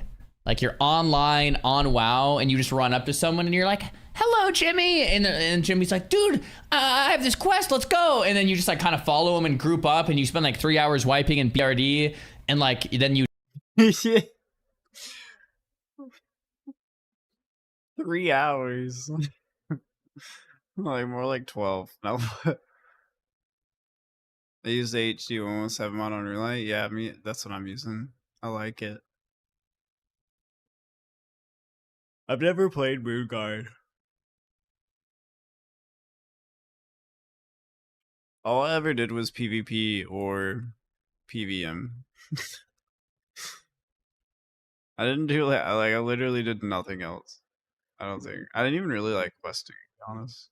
But I think Moonguard would be fun. you disband and never talk to him again. And it's just like, it was just like a fun experience, right? People are still having that experience on Moonguard. I said this yesterday, but I swear these people have the game figured out. They're actually playing WoW how it's supposed to be played. The joke's on everybody else. Yeah, Jimmy went Aldor. Water. As soon as we got there, I hopped off the boat, but noticed that he had completely logged out. To be honest, I was really upset. It's like I got to take a Squidward bite of my in-game idol, only to have him prematurely ripped away from my clenched teeth. I didn't really know what to do, so I waited 10 minutes and then I left. I ended up spending the rest of my evening in Stormwind selling products and making new friends. Hi. Check this shit out. I met Duff Goldman, that bald dude from all the Food Network competition shows. He seems so well-to-do. Hi. Keep his drip. Well, it turns out he's a badass motorcycle riding pastry chef, so joke's on you, bozos. We spent too long doing sweet 360s off those stairs by the graveyard. The funeral service there was not pleased. We rode around for a while and actually ended up meeting a few other cool people that were down to ride with us. Our adventure led us to the gates of Stormwind, where I met yet another new friend. While we were taking our selfies, or whatever social media is popular in Azeroth, I don't know, probably Vine or is still a thing here or some shit. The important thing was, we were taking some pics, and cute little Brett approached us. I offered her to join us on our ride. She accepted. Now we were a group of 9, and for some reason we were heading straight for Goldshire. Just a group of 9 players on bikes just hanging out. in a raid, driving down to Goldshire with / walk-on for no reason. Now that is gaming, man. Now, I don't know if any of you have seen my last video in this series, but since then I've decided to avoid Goldshire like the goddamn plague. I imagine the inn smells like C-section scars and Axe body spray, but I've never been an axe-wielding man, nor have I ever found myself on the receiving end of the complexities which are a cesarean procedure. So I'm not going inside the inn. You can't make me. It's literally, it smells in there. Dude. We stuck to the perimeter of the town in an attempt to attract new members to our motorcycle ride. It worked, like, really well. At this point, I wasn't even sure how many people were following us or why. But during the... Bro, they just keep going. Really well. At this point, I wasn't even sure how many people were following us. They just keep going and their entourage just builds. It's just like, he just starts RP walking and it's like just like a bunch of people just start following him and they're going nowhere. That's awesome, man. Oh my or god, why. dude. But during the festivities, we had unintentionally alerted the local police. It's packed with weebs asking for ERP, dang. That's funny. Now, none of us knew who this guy was, but his dedication for keeping the streets safe was overwhelming, to put it lightly. Stop. He followed us for about 20 minutes, asking repeatedly for our licenses. This dude RPs, and he RPs hard. We couldn't get him to budge. He needed those licenses. He even attacked us by verbally threatening to turn off his body cam. We didn't let it stop us. I mean, shit, look how big the group had grown. We made our scenic tour around Stormwind and decided to stop by the cathedral for a little chill sesh. I didn't really realize how big our numbers had grown until now. This is also the moment I first realized how dedicated some RP players can be in this game. I mean, that looks like an enjoyable conversation to be having over this symphony of Harley-Davidson fart noises and random people yelling at each other. I had officially lost sight of anyone I was originally grouped up with, and we decided to make our way to where that one dead dude is buried. I ascended the throne, received praise, and logged off like a Chad. Hype. Really, though, it was like 4 a.m. and I had work in 2 hours, so I had to get off. Yeah. The next couple of days, I didn't hear from Weed Elf, but it was okay. My guild had a beach day event where we had several fist fights with one another and then hotboxed a tent, kind of like we were RPing a Wednesday afternoon in Florida. And all this Florida violence had me turned up. I don't think I had actually ever dueled anyone on my druid at this point. I was inspired by the display of physical... Like, all of this gameplay is happening. Clearly, he's having fun. Hours and hours and hours spent. He's never dueled anyone. I wonder if he's ever even done like current content. Maybe not. Maybe it's just hit max level and spamming transmog runs and role playing. Right? I remember originally when I was a kid and people asked me like, what games do you like? And I'm like, well, I play WoW. And like people would be like, oh, well, if you've done like this so-and-so campaign, you know, Halo campaign, Call of Duty campaign, you know, whatever. And I was like, no.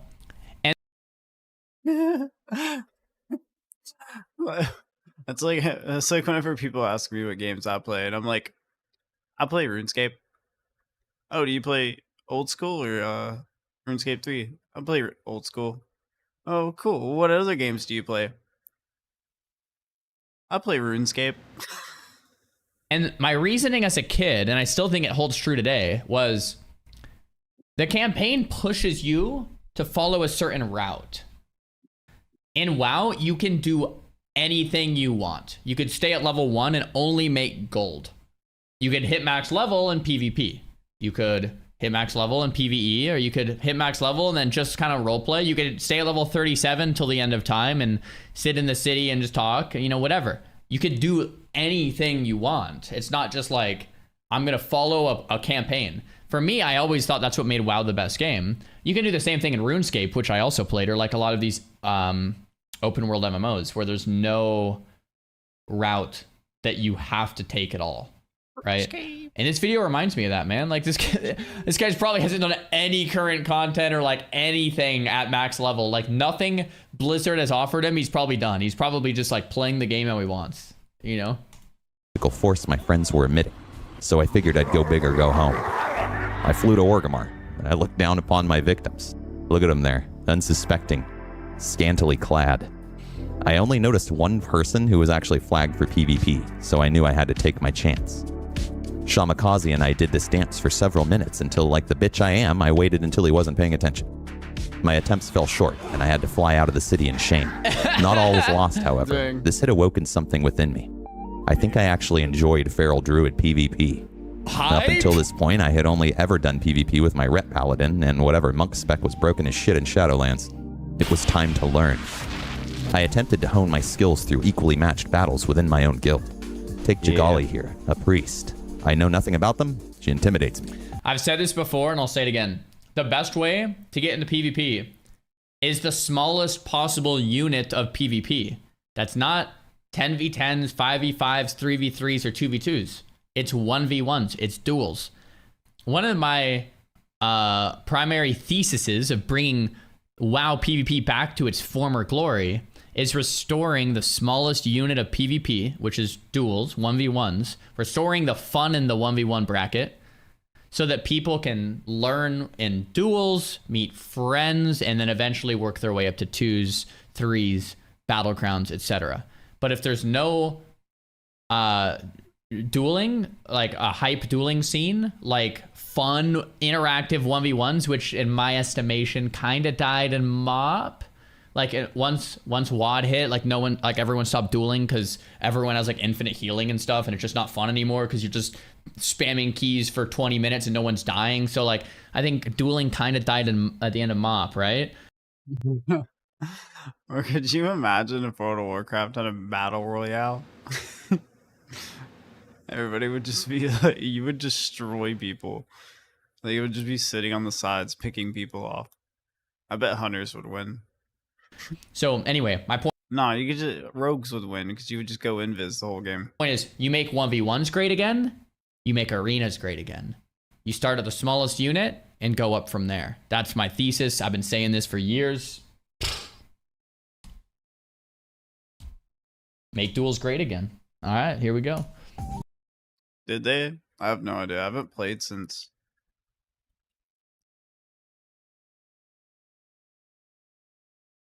Wait, Dragonflight was just. I played the first thing of Dragonflight, whatever that was. We tried dueling, and I kid you not, it took over 10 minutes for... Oh, a few months ago they did it. one of us to win. I wasn't really sure if it was a... See, bro? That's what I'm saying. Dueling isn't a thing as much because it just takes 10 minutes for anyone to win. Like, that's why you got to make dueling great again, man. I just said it. Skill issue on my part, or the fact that I had about 386 different skills at my disposal to choose from. I tried looking at some guides, studying my proper rotation. I even made a transmog specifically for PvP. Despite all this, I was at a loss. For some reason, no matter what I did or how hard I tried, I just could not get the playstyle of Feral down. And then it hit me. There was a Horde player I'd seen before, spoke with even, who claimed to be a PvP god, as well as an official Stormwind City Guard. Oh. I nearly shat my pants when I heard fighting outside the cathedral. Could it be him? Yeah, it was him. The mysterious cathedral stairman, hidden from sight, but clearly thrust into a heated battle of words with some friendly fellow Alliance players. I approached him, hoping to gain some wisdom from him. Greetings, friend. I don't think he can. It's the opposite faction. He can't hear you. Yo. Oh, he can? It's the Weedo. It looks safe where you are. It's Weedo? Yes. Wait, what? Razawar, if I could, I would trade you some free herbs. Hey. Oh, I like herbs. They're pretty. Oh, Plunderstorm. Yeah. Yeah, Plunderstorm was actually pretty good, though. I liked it. I think I played a few games, and then I watched a bunch of people play it. Cool. Yeah. Indeed they are, Stairman. Do you want to come into the floors? Yes. Please. Come around to this side.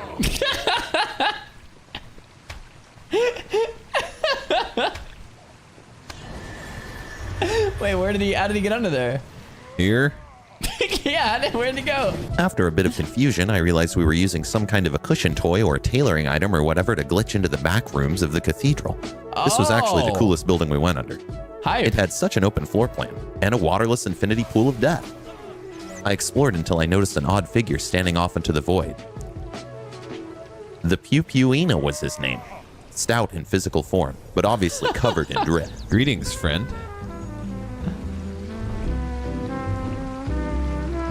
Oh, he doesn't have words. He's a dwarven slave. Yeah, they should have made it free to play, and then they should have advertised the hell out of it. And then wait, right, yeah. Make Plunderstorm free to play, but everything else in World of Warcraft you would have to pay for. Oh, okay. He's a dwarven slave. Yeah, he doesn't talk. Oh, shit. Nice account. Thank you so much. He's a great dancer. I'll give him that. Would he like to purchase some herbs? Slaves don't have the right to own herbs. Oh. What if he just smokes them right here, right now? Hold on, chat. Am I missing something? This guy's Horde. And the Horde is communicating with the Alliance. They're both talking to each other. How is that working? It's retail? Wait, can you do that on retail? Oh, there's a potion. There's an elixir of tongues. Okay. There's an elixir of tongues, and you take the elixir and you can talk. Okay, I didn't know that. I had no idea that was a thing. Okay, so you can talk to the opposite faction with that. That is what you need on an RP realm. You need the elixir of tongues. That's cool. Always have it around in Goldshire. Okay. I mean, it's like... Yo, what's up, John? There's 2 Johns. That's funny. Does he deserve the right to enjoy himself? He's dancing really hard.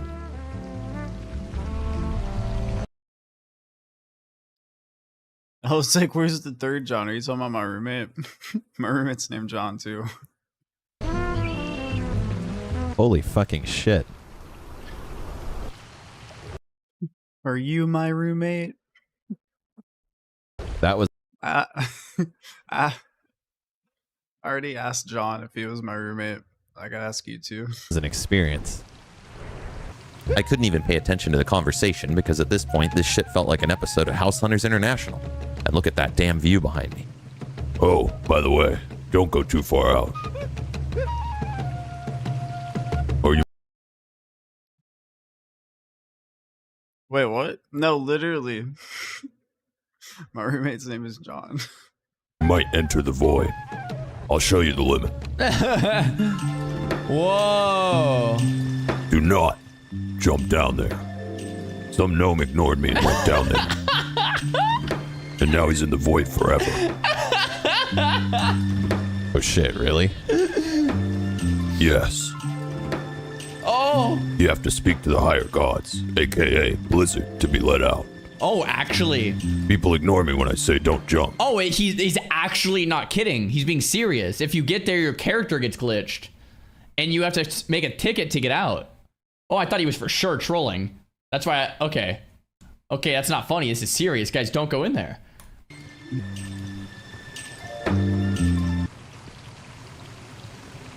We have lots of spots. All over Stormwind. He took us to the bank of Stormwind, which was cool because I don't think I'd ever even been there before. I got to go behind the counter and handle other people's money and bonds. Wait, and how do you shit. get behind the counter? We even went under the auction house. That one was really weird. The best part about hanging out with Raza for the night was the PvP advice he had given us. So we decided we'd go kill the opposing faction's leaders like it was 2008. We'd start with Silvermoon, eventually ending up in Orgrimmar. They said no to Undercity. I don't know what we didn't do Undercity. When we got to the gates of our target city, Tel and I took the stage to empower us with a speech. Bem-vindo, Rimanes. Today we are united as one to push back a force. What are we gonna do today? Push back forces. That is all. For the Alliance. For the Alliance. As we made our way inside the city, I hoped that our humble little group would be up to this task. It was, really easy. This city's mayor, if you will, is... Wait, you can kill the end bosses that easy?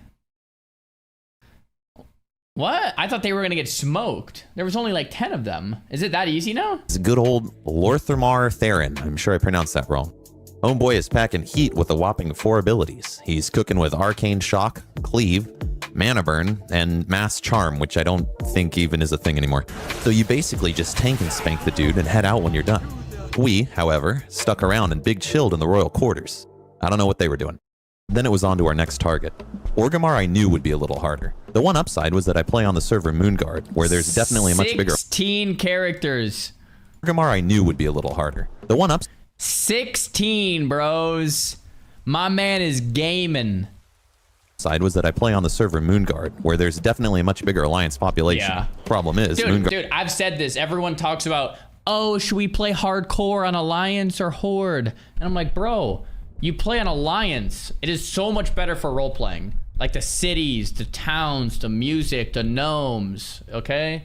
Like, it's like you gotta play Alliance. If you're gonna play the RP angle, the slow, progressive, you know, if you're gonna endgame, whatever, play Horde, that's fine, sure. It's not that I hate Horde, but I'm saying for like this angle, like the RP, the journey, the grind, it's gotta be Ally. The gnomes. Guard is a roleplay server, so a vast majority of both factions' populations will be centralized within their respective capital cities. We met outside. This time Candleman was with us. Once again, Tell and I took the podium for a... Dude, that's why I'm still brainstorming what name I want if I roll on Moonguard. Because I feel like if I just go with Zaryu, like that's just like... I mean, it makes sense, but at the same time, like a name like Candleman or like Weed Elf, like, are you kidding me? Like instant classic. You know what I'm saying? I feel like I have to keep brainstorming. I like the name Time Traveler a lot because I'm time traveling my gnome from Sod to War Within, and I'm gonna be role playing my Sod character. Like that's kind of cool, but I'm sure the name Time Traveler is taken, so I'll have to think about it. Battle ready speech. Listen up. We are here. For glory. For the glory! Add the herbs. And the herbs, okay. At this point, I felt pretty confident. I mean, look how hard we smacked the first dude we fought.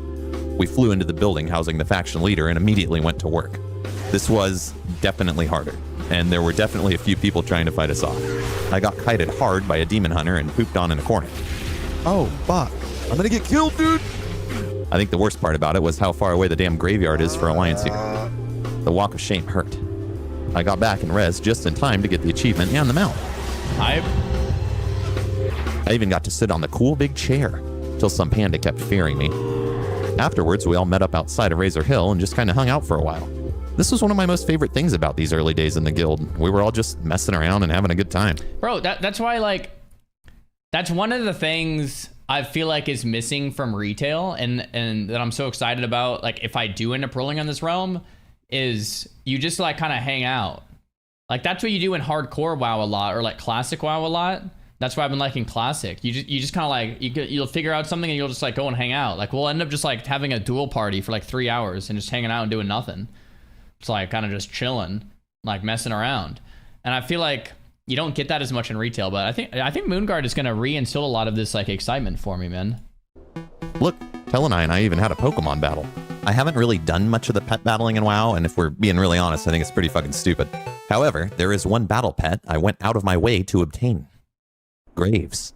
In my mind, he is and always will be the best battle pet in game because of the simple fact that he can reanimate after being killed and continue fighting post-mortem, like a badass. Well, Graves got shat on, and I hung my head in shame. After that, we all turned into my friend's soup, and then I logged off for the night. The next night, we realized Brett is part of a holy priest trinity led by an ancient horse. You're so majestic up there.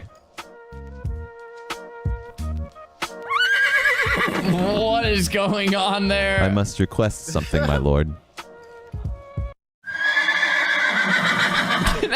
Please bestow upon me your mighty blessing.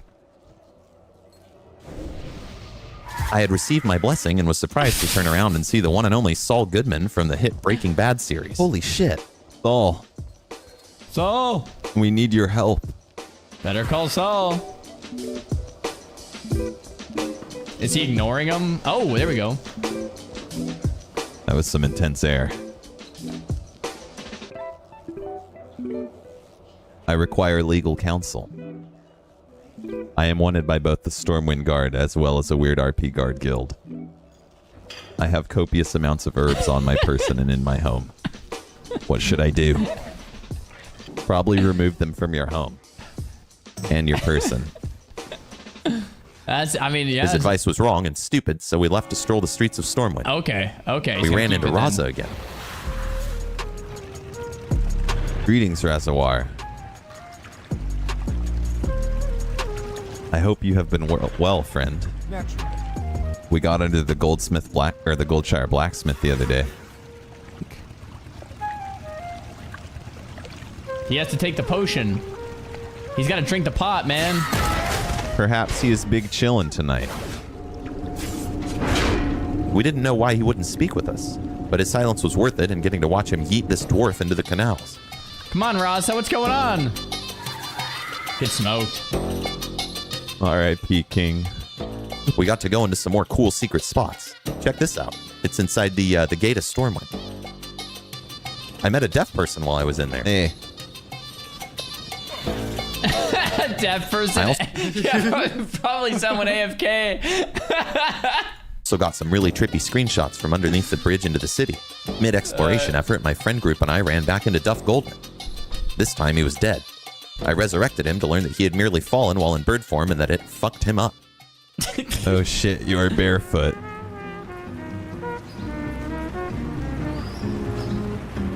I don't need shoes. This is an Oregon kitchen. Can you remove the helmet so I can look upon your celebrity profile? Hype? Oh shit, it's really him. With Duff by my side, I set out in an attempt to meet new clients for my herbal sales business. A friendly patron suggests I vend my wares within the church. Upon entry to the building, we encountered Scooby Foo here. Greetings. Are you attending mass at the church here? Understood. Sorry. She's mid-prayer, probably. I don't know. I mutter and stutter. Bottle you thorn. It was the worst and most unintelligible Scooby-Doo impersonation I had ever heard. Okay. Inside the church, we met Nicomantas here. A true man of few words, Nicomantas was. Greetings. His silence led me only to believe he had totally killed this woman here and was going to eat her lobster. Whoa. We left the building. Still not defeated, I set my eyes on a new potential client. Greetings. I don't think he wants weed. Is it cool if I demount, brother? I seek conversation.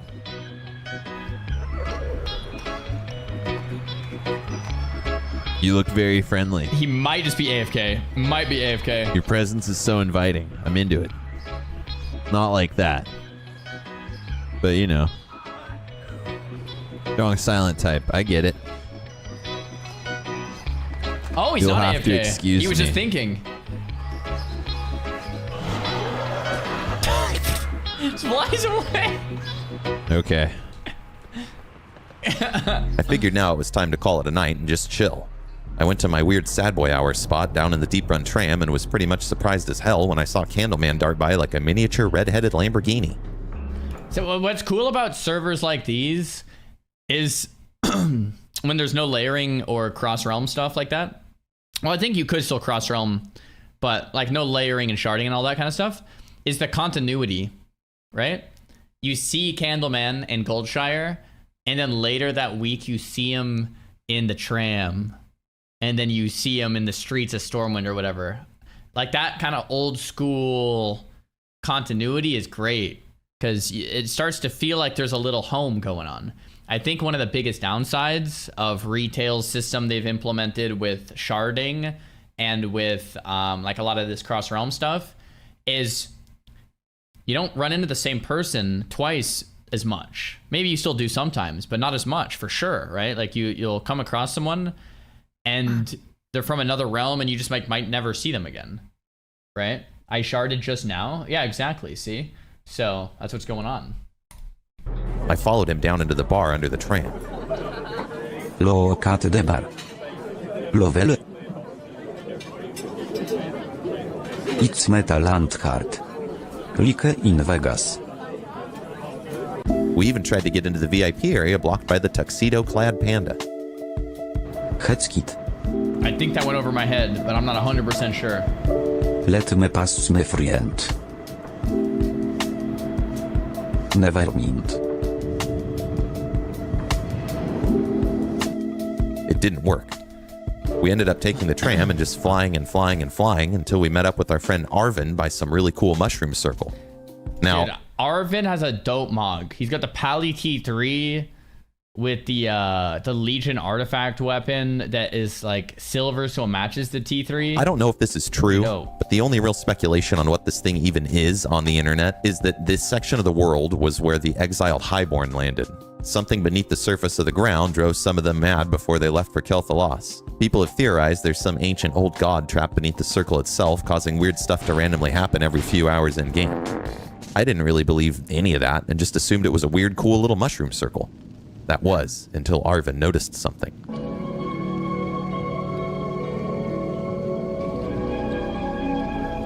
I turned around, and sure enough, there were two little fey dragon fairies. Oh shit. I hadn't even seen them at first because I was alt-tabbed. And then all of a sudden, more of them started to appear. I see four. I like how they're confirming what they're seeing. Like they're all tripping. It's like, how many do you see? I see 4. Yeah, same. It's like, bro, you got like what? Of course. These things were literally birthing out of thin air and flying around like little majestic guys. Oh my god. 5 of them. 7. I don't know. We skipped 6 for some reason. At this point, we suggested Candleman step into the ring of whatever it was. He stood there, nervously, until he went goblin mode and started wilding out. Go Candleman. This is when the unbelievable happened. Weed Elf? Who is it? Weed Elf? Who is that? Wait.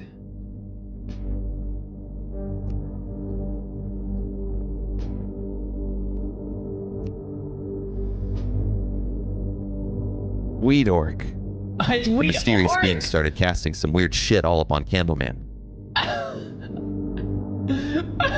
What? This kind of stuff would never happen on any other realm. People.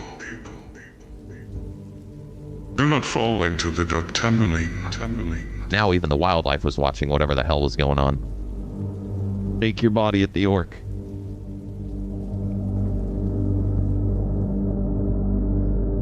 Excellent. And like He's that, gone? the weed orc was gone. Tired by his crazy-ass dance moves, Candleman had to rest. Or maybe he died. I'm not really sure the whole RP of what was going on. Either way, we went back to Stormwind to chill before logging off. On this particular evening, we were in one of our favorite bars. Bro, what if Candleman is Mitch this whole time? And we're like, where is Mitch gone? Why isn't Mitch streaming? I haven't heard from Mitch. What's Mitch up to? He might be Candleman.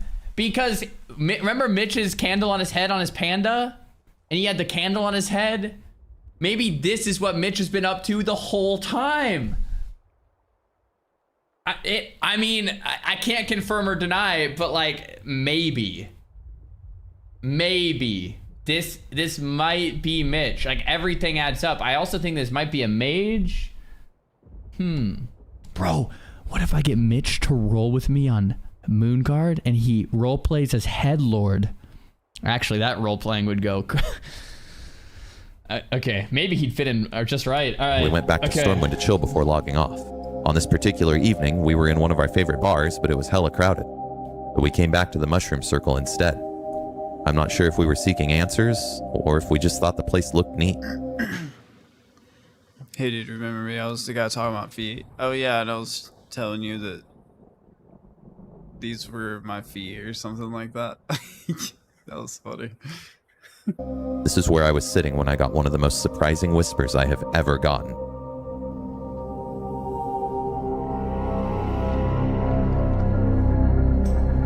Weed Elf. What is it?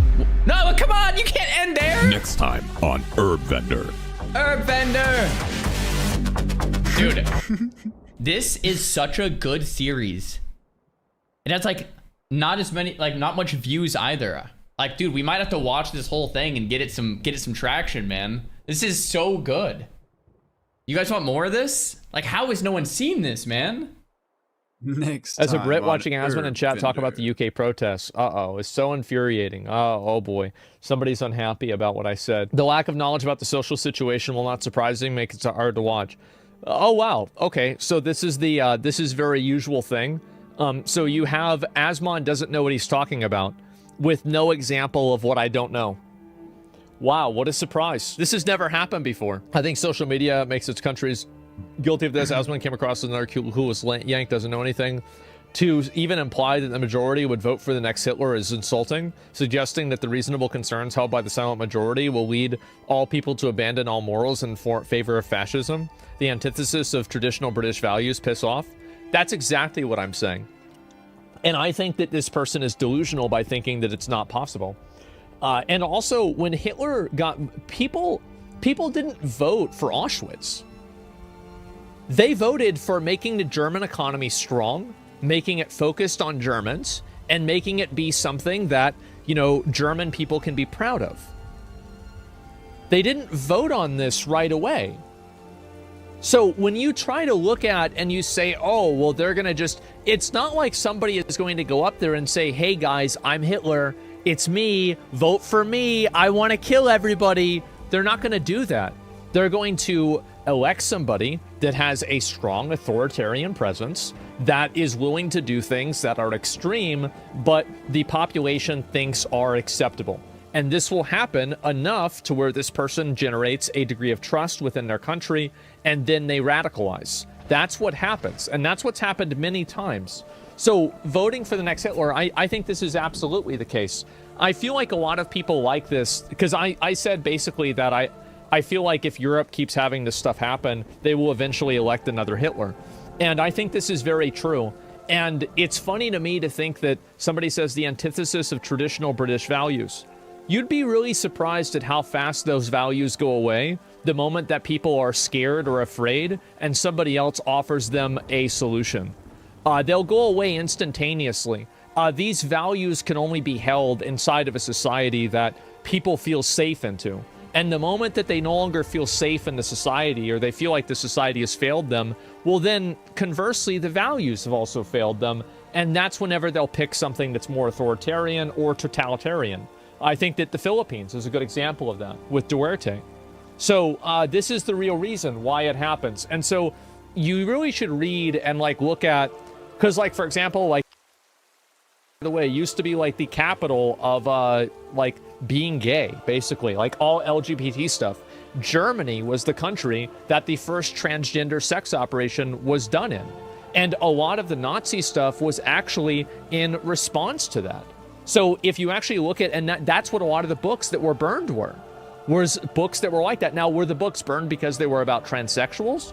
Not necessarily. They were burned because it was Jewish books, right? And they felt like they had taken over their culture. So if you read more about this and you understand it more, now, maybe I'm missing something here, but I don't think that I am. As far as I know, that's what happened. Germans were the pro environment. Yeah, exactly. Webinar Republic, prior to the Great Depression. Yes, and so if you look into this and you see how it happened, Hitler didn't go from being a random failed art major to ruling like a fucking Germany as like a military power and having concentration camps. Like, this didn't happen overnight. It happened over like, what, 15 years, maybe 20 years, somewhere around there. And also, here's another thing. Hitler also didn't win the first time that he tried to push to to get into politics. It took him like 2 or 3 times. So you have to look into it. Like 8, was it 8 times? I don't know about 8. Oh, you're talking about years. Yeah. I think it was 2 or 3. He failed initially. Yeah. So you really you shouldn't write this off. Anyway, I'll read the rest of this. Moreover, the idea of the riots are only because of racism. I never said that. No more people, especially young men outside the hipster London bubble, feel just as disillusioned with the tolerant left and anti-British rhetoric as do with the out-of-touch. Yeah, I think this is true too. Yeah, and this is also, by the way, feel just as disillusioned with the tolerant left. This also is another breeding ground for totalitarian populism.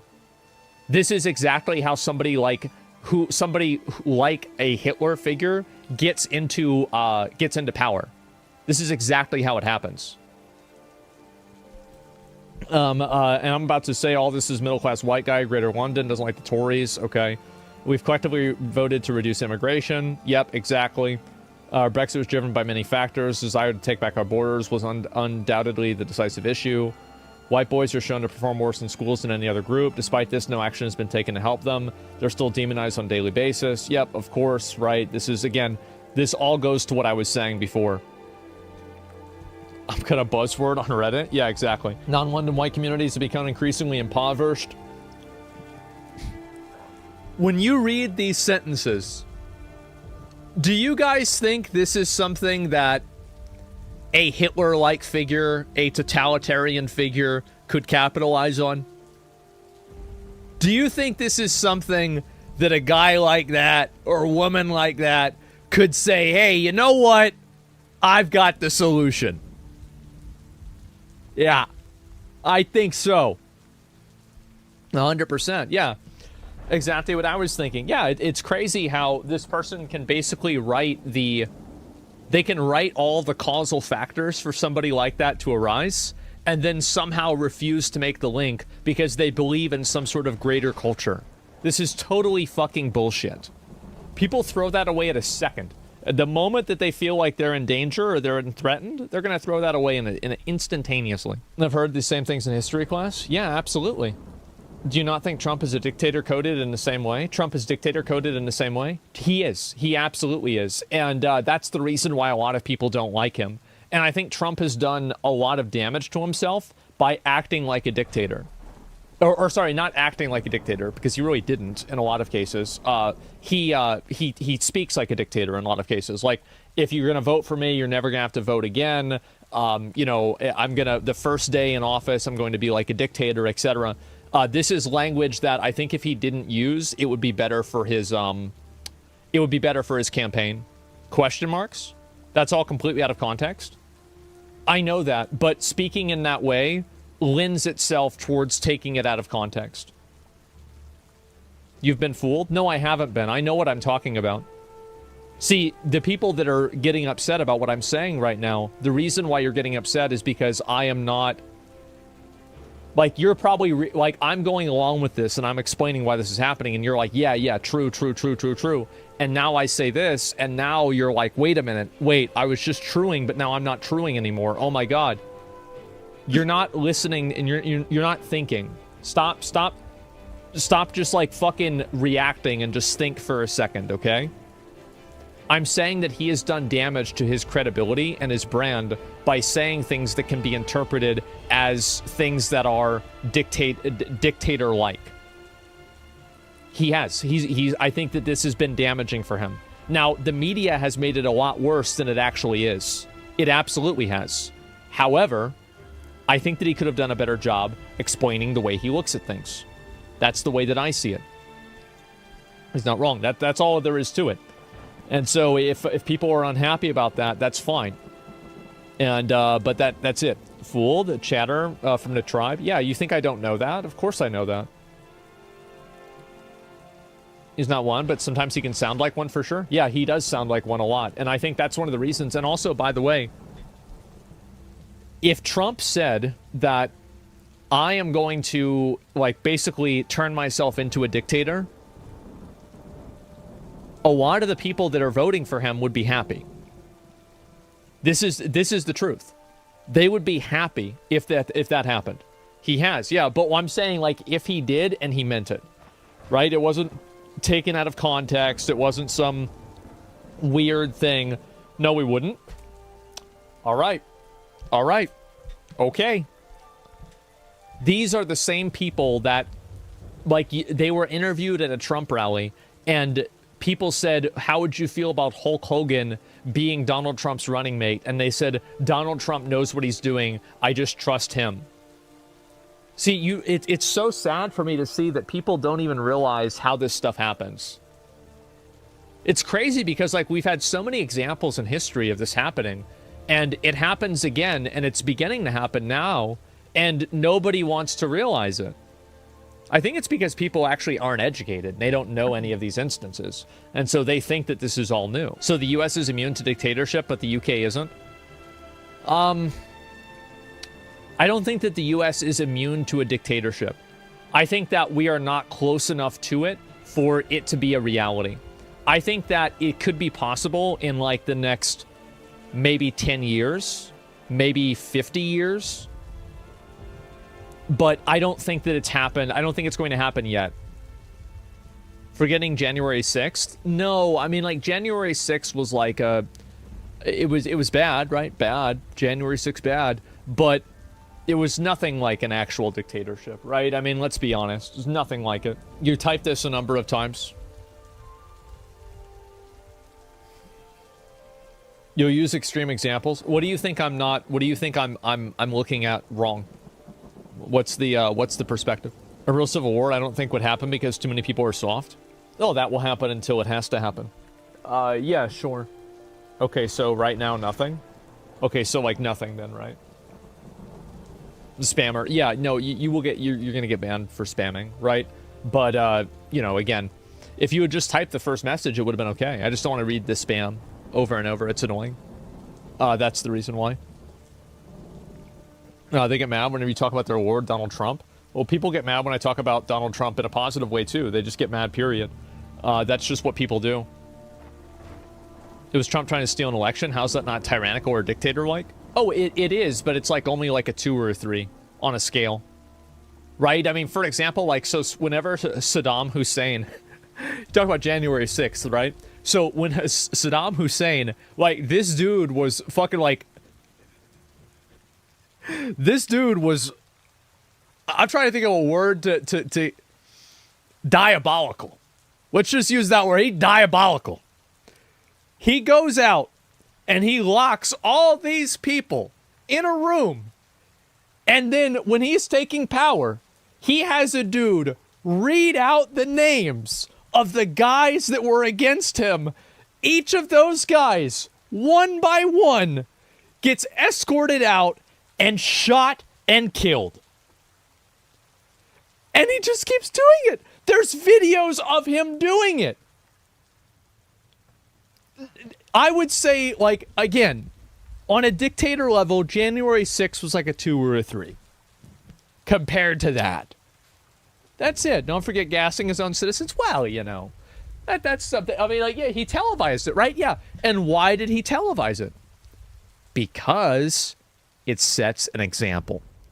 It sets an example, and it says to anybody else, if you try to fuck with me, if you try to do anything wrong, I'm going to fucking kill you. Like, that's it. And you know what? He was in charge until we had to go in and take him out of power. It's not like the people overthrew him. He had, bro, like, he was in charge. You're about Harris rally, breaking into the place to use the bathroom? No, I didn't see that at all. No, bring up May 28th like no one fucking does to make your point relevant. I don't know what that even is. I'm not sure. Yeah, I don't know. We had to kill him? Yeah, sure. Would you support a dictatorship? No, I'm not a fan of being in a dictatorship. Let's go back over here real quick. It was revealed our police force had deliberately ignored deeply rooted migrant pedophile rings out of fear of being labeled racist by society and losing their livelihoods. Yep, that's it. And so I'm very confused about this, right? Because, like, I know a lot of these things. I know this is true, right? I've seen this a lot. Yeah, the left constantly claims that groups of Muslims are being prosecuted by the alt-right. Meanwhile, a 2016 poll revealed over 50% of British Muslims supported banning homosexuality, and 23% supported Sharia law. This refusal to assimilate is blatant and very dangerous. This is what I already said earlier, right? Obviously, this is what's going to happen. So, yeah. What's the what's the problem here? So I'm confused, like, how this is a argument against what I said.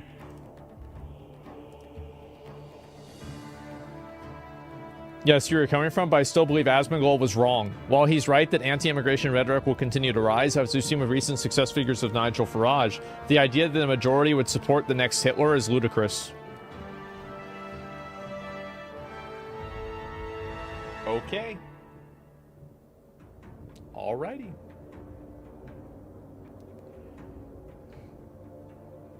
Let's see what happens. This is the thing. That was my take too. I know a lot of you guys think that it can't happen. We'll see. Clip it. Let's look in 5 or 10 years and see how close we are. Yeah. How about that? I think that's what's going to happen. A lot of people don't understand how easy it is for it to happen. History repeats itself. It was ludicrous the first time too, yet it happened. Yeah, it's always crazy until it happens. And then it's like, oh, fuck. Like, oh, ooh. Yeah, history always has a tendency to repeat itself. The reason why history repeats itself is because people are the same. So the same things that people want don't change in like 100 years or like even 1,000 years. People still want the same thing. So if you have, like for example, if you take a bunch of ants, they're gonna make the same type of like anthill like thing every single time, right? It doesn't matter if you did this 50 years ago with ants or today, they're gonna do basically the same thing. It's the same thing with people. History repeats itself, of course. Isn't it harder to happen in modern EU countries compared to USA because they're a lot harder on Nazism, while Republicans welcome Nazism? Good one. Of course they're not going to call it that. They're not going to say, "Oh yeah, we're Nazis." Like, why would they do that? Yeah, that's not what's going to happen at all. And also, like, I think that the Nazi Party was referred to as like National Socialist Party too. It's not like they were just referred to only as Nazis. So yeah, they're going to call themselves another word, like, the, party of protecting the identity of Britain or something like that people can get behind, and then they'll do the same thing. It's exactly what it was. Yeah, some of your chat's brain dead. Well, it's not that they're I don't hold it against people for being mad at me for this, because I just don't think that they know what they're talking about, right? So it's like, I see people that get mad about like what I'm saying about this, and it's like, of course you're going to get mad. Because if you don't know anything about the history of it and how it's happened, then yeah, you would easily be like, oh no, this can never happen. Yeah, people are just naive. I mean, it's sad, but there it is. Most people forget how gigantic our country is. He did preface many times he's not informed about the subject. Every American. So there's no instance of like anybody actually having a point of view that... I don't know if it's Islamophobe to say this. Muslims never integrate into Western values. So, I saw a stat, over 3,000 UK people have been arrested for posts on social media. I understand your frustration, bro. Also, some Nigerian parents moved to UK 40 years ago, and I couldn't get through Asmon's video about it. I was going to write out a long essay, but I ultimately decided against it. I want to say that, it's not like he's going to advertise himself as the next Hitler. No, I don't think so. It's really surprising to me that so many people can be so delusional, though. But I think it really goes to show how bad education is. Because, like, a lot of people, and to be honest with you guys, when I think about, like, what I know about this, I didn't learn the majority of this in school. Like, I've learned it by just reading or watching videos or talking with, like, my dad or my mom about it or something like that. And they've told me about it. And so, I think really it's...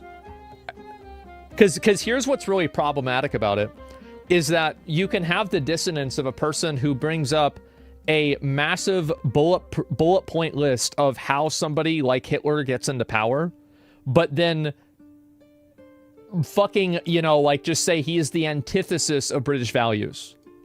And they just don't see the dissonance there at all.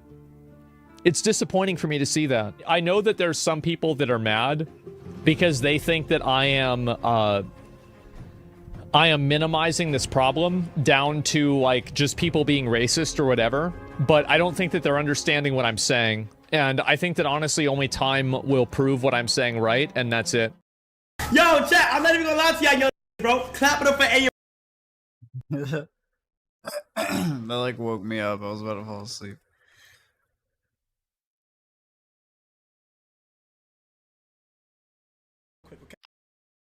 Up and went back to Atlanta. I'm gonna say that one. Boring solo boss fighting is.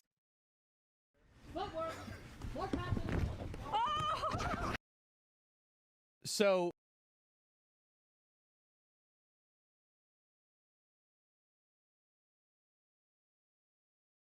Yo, what's up, Catherine? I know it's been a while. I haven't streamed in like a minute.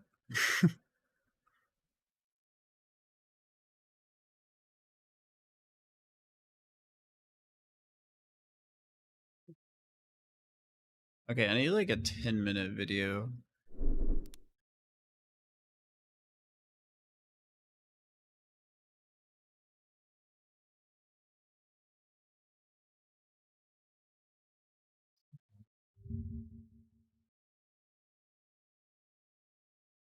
Yeah, I'm doing really good. I hope you're doing well too.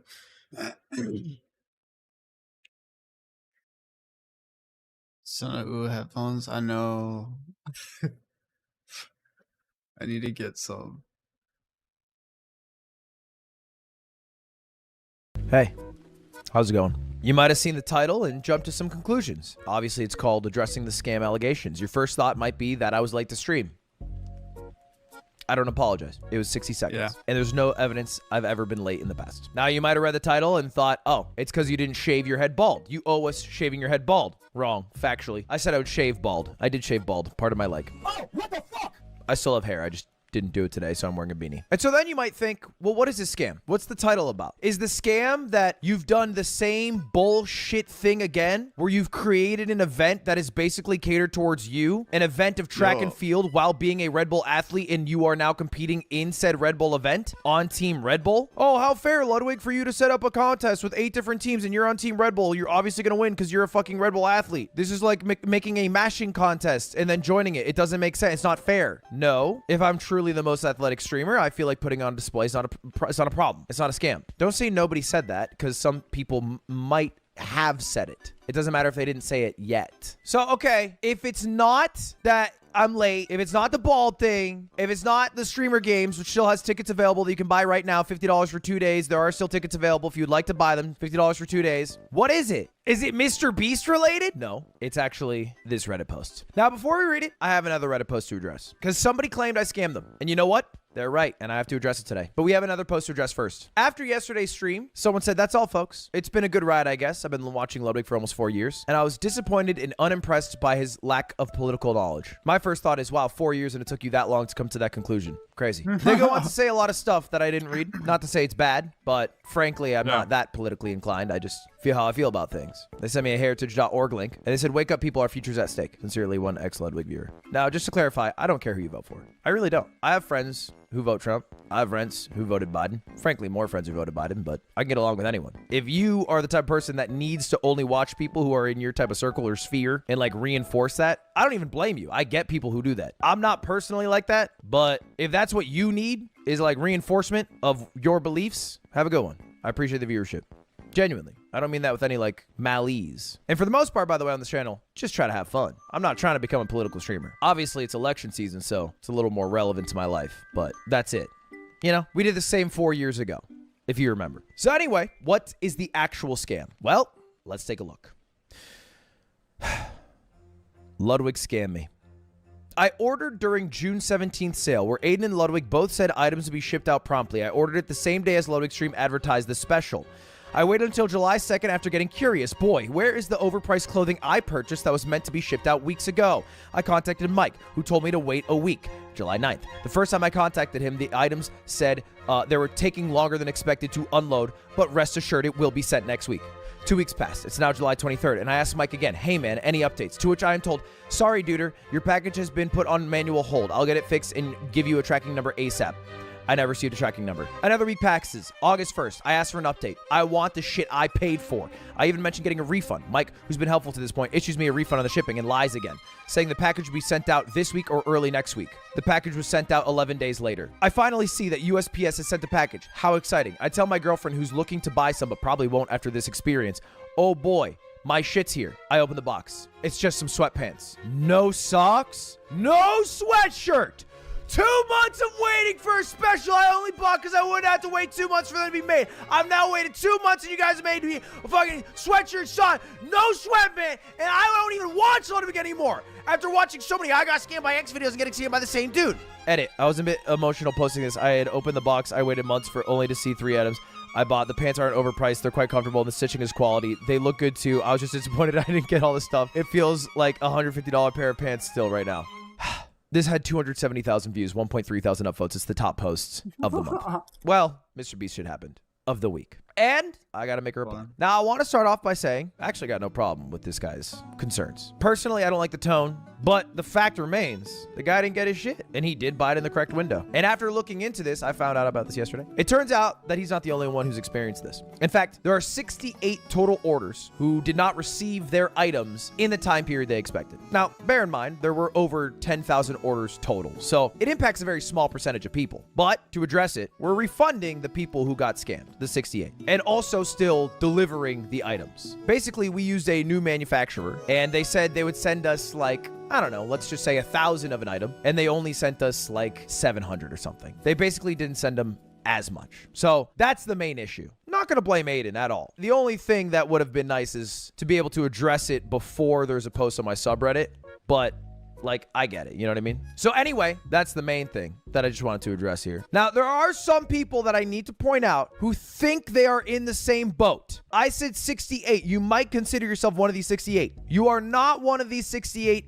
if you pre-ordered. If you pre-ordered, it was very clear the entire time that it would take a couple of months to send out. This is not the same. This is someone who ordered before the pre-order window, and then we basically did not have as much supply as we were supposed to have. If you are one of the people, one of the 68, who believes you ordered in the correct window, you know it wasn't a pre-order, and you haven't received it yet, you can send an email to customer service. We'll figure that out. Fix that up for you. Get that lickety split. I got home from my shoot, the yard, and the deadlifting. I lied down. I watched YouTube shorts. I saw a guy. I keep getting these YouTube shorts where it's Superman on the bottom screen.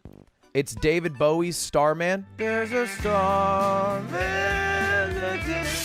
And he disarmed a would-be robber. I saw like 50 of those. I didn't know there were so many robbers caught on tape getting disarmed. It is a pretty good trend. Did you see an Olympian watches you? I did see that. I did see an Olympian watches me. I thought it was flattering. Blackboy Max followed your How to Be a Streamer guide. He told me that when we first met. I was flattered because he's killing it as a streamer. Although, shit, bro, I forgot. We need a new Phil for FaZe Clan because he actually can't make it to streamer games. Damn shame. Thank you for the $10. Does your mom know that you're gay? I'm not gay. Although she did ask me one time. Check it out. Check it out. I got this new feature now, chat. I can just do this shit. Check it out. Boom. In high school, I didn't ever have a boyfriend, and my dad told me it was okay to like women. Grace, I'm sorry. I'm sorry. Because oftentimes, people think about the oppressed groups. They might think about, you know, minority groups, gay people, trans people, but they never think about us, the holeless.